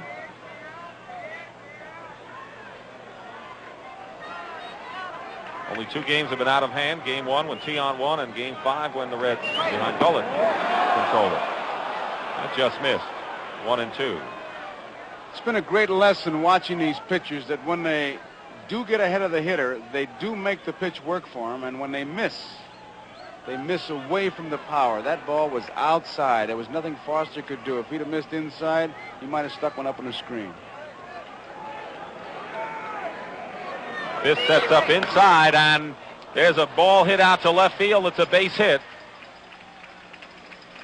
Fisk was setting up inside. I was off the Fisk. Carbo, as you mentioned before, is playing a deep left field here at Fenway Park. And Foster has his 2nd hit. Reds, with 1 out, have runners at 1st and 2nd. Those last 2 base hits, great examples of a fellow making the pitch he wants to make and a good hitter hitting it. It was not the hitting of a mistake. The ball that Perez hit was low outside. He hit it up the middle. That ball jammed Foster. He was still strong enough to hit it to left field. In fact, sometimes it kind of bugs me whenever you listen to a ball game. Every time a pitcher throws a ball and the guy hits it for a home run, they say it was a high curveball, it was a mistake. Those were good pitches that were hit by good hitters. Here's Concepcion, has a single. This is his 6th time up and a stolen base as well. Runners at first and second, 1 out. We're in the top of the 12th inning. 6-6 the score. The Red Sox and the Reds. Game 6 of the World Series. On the corner, Wise has been getting ahead of the batters.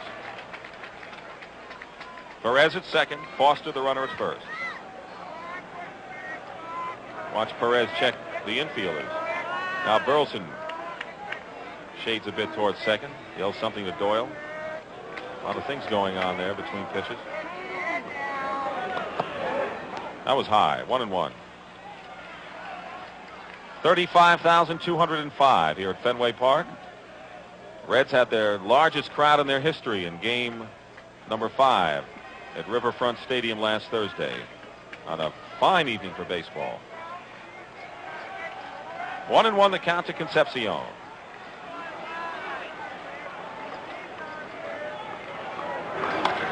Out to right field. Evans going back. He makes the catch. The runners went halfway and they go back to their respective bases. 2 down. Perez to second. Foster to first. George Scherger, the coach there. And now we'll see Cesar Geronimo with 2 out and a conference at the mound. Burleson and Wise.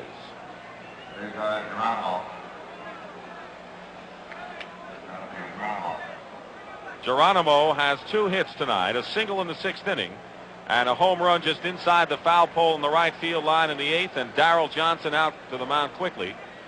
No one is warming up in the Red Sox bullpen, just wants to talk to Wise. That's it exactly, Dick. He just wants to make sure that everybody is together as to how they're going to try to pitch to Wise. No trick pitches here because everything is riding with the tie-breaking run at second base. Johnson just wants to make sure that Wise and Fisk and everybody we're all together. Darrell Johnson and Sparky Anderson, the respective managers, matching wits in game 6, and we have seen 12 pitchers in this game. 1, 2, 3, 4, 5, 6 pinch hitters. Here's Geronimo.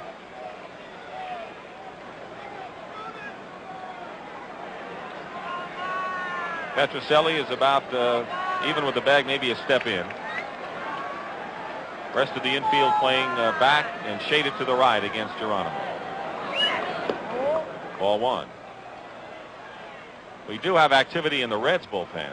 As we said, the Red Sox bullpen is quiet. Clay Kirby, who has yet to see any action in the series, is heating up. All right, only Don Gullett and Kirby are the only pitchers remaining. Foul back on the screen. 1-1. Well, Sparky said he was going to use them all if need be. And he has done it. Looking ahead to the Red Sox 12th, it'll be Carlton Fisk, Fred Lynn, and Rico Petrocelli. Pat Darcy's done a fine job in relief.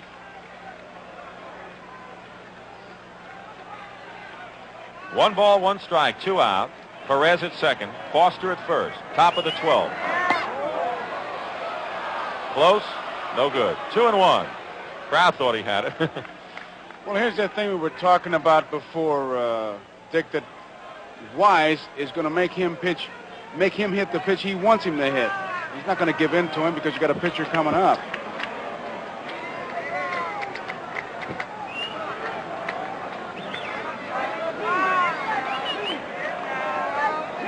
Here's the 2-1.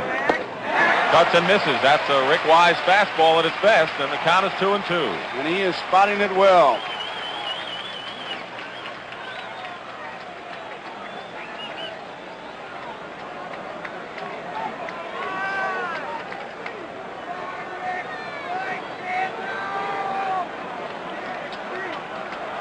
Aren't many players left on the Cincinnati squad to use. See, Doug Flynn is one. Rettenmund. Plummer. In there, called strike 3, right down the pipe, and Wise strikes out Geronimo. There were 2 hits. The Reds lead 2. We go to the bottom of the 12th of a 6-6 game.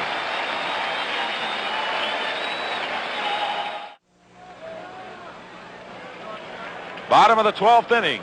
We had a 10-inning game in the 3rd series contest, and now we have a 12-inning contest. And it'll be Fisk, Lynn, and Petrocelli against Pat Darcy, who has been very impressive in 2 innings. He has set down 6 Red Sox hitters.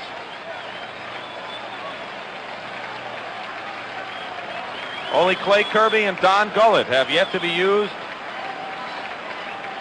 as far as Cincinnati pitching is concerned.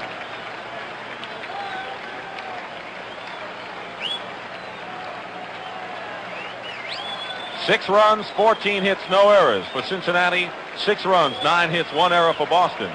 And Fisk will lead it off, has a single and has walked twice. Has been on base 3 times. Actually was safe on a force play. Been retired once tonight on a bouncing ball to short in the 7th. Here's Fisk.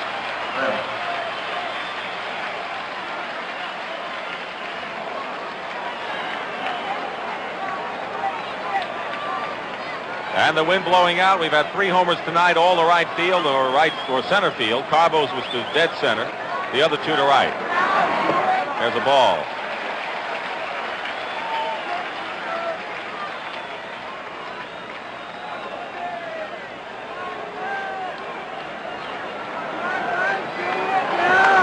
There it goes, a long drive. If it stays fair, home run.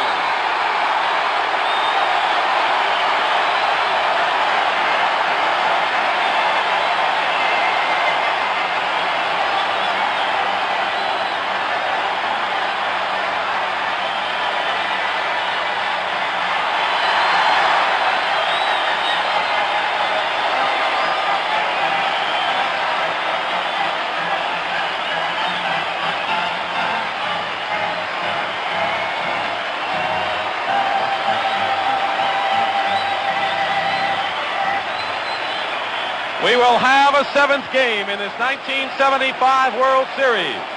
Carlton Fisk becomes the first player in the series to hit one over the wall into the net. Red Sox win it 7-6 in 12 innings. And Carlton Fisk had a lot of little boy in him right there, Joe. He took 1 step, knew it was going to be close, he knew it was gone, and it was dancing in the streets all the way around. Johnny Pesky meets him at first base, and he is dancing as he gets his second base. It came very close to hitting that foul pole. We'll see how close. There it is. Pick it up as it comes, and there it is. It did hit it, and Foster did come up with the ball, so there will be a 7th game here tomorrow night. What a World Series, Joe Garagiola, have we seen here between these 2 clubs. It's fitting that we have a 7th game, you know. It had to go to the 7th game, Dick, because they've battled and battled. And now tomorrow night it'll be Gullett, Bill Lee, this crowd refusing to leave. Amazing. So their ball club battled back. They've been up and down, clutch plays, clutch catches. And they are just dancing in the streets here as Carlton Fisk brings a 7th game. A lot of body English for Carlton Fisk. Watch it. How many steps does he take? 1. He waits to see it. Get over. Get over. He knew it. There it is. I tell you, one of the more dramatic home runs in World Series history. And there is Tom Yawkey to the left, Haywood Sullivan. And there are the fans, and the picture says it all. Well, you won't see many more exciting World Series than the 1975 Classic.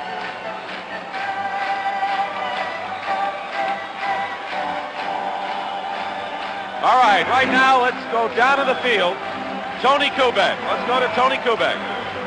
All right, well, we've talked a lot. I'm sure you guys have. I'm getting prepared and trying to get Carlton Fisk about the dramatic home run he just set. This has got to be one of the most dramatic ball games in World Series history, with a great catch by Evans to keep Morgan's ball from almost going into the right field seats. And let's not forget Bernie Carbo and the great home run. Without that, the Red Sox would not have been in this ball game when Fisk hit the big home run. Fisk is being mobbed up the runway. He is not able to get through down here, Joe or Dick. And I'll just throw it right back up to you now and hope that we can get him if we do have time. Okay, Tony, we can appreciate your problem there, because as he hit the home run, the fans just poured onto the field. And you saw Fisk not only being congratulated by Johnny Pesky, but by the fans as he rounded third base.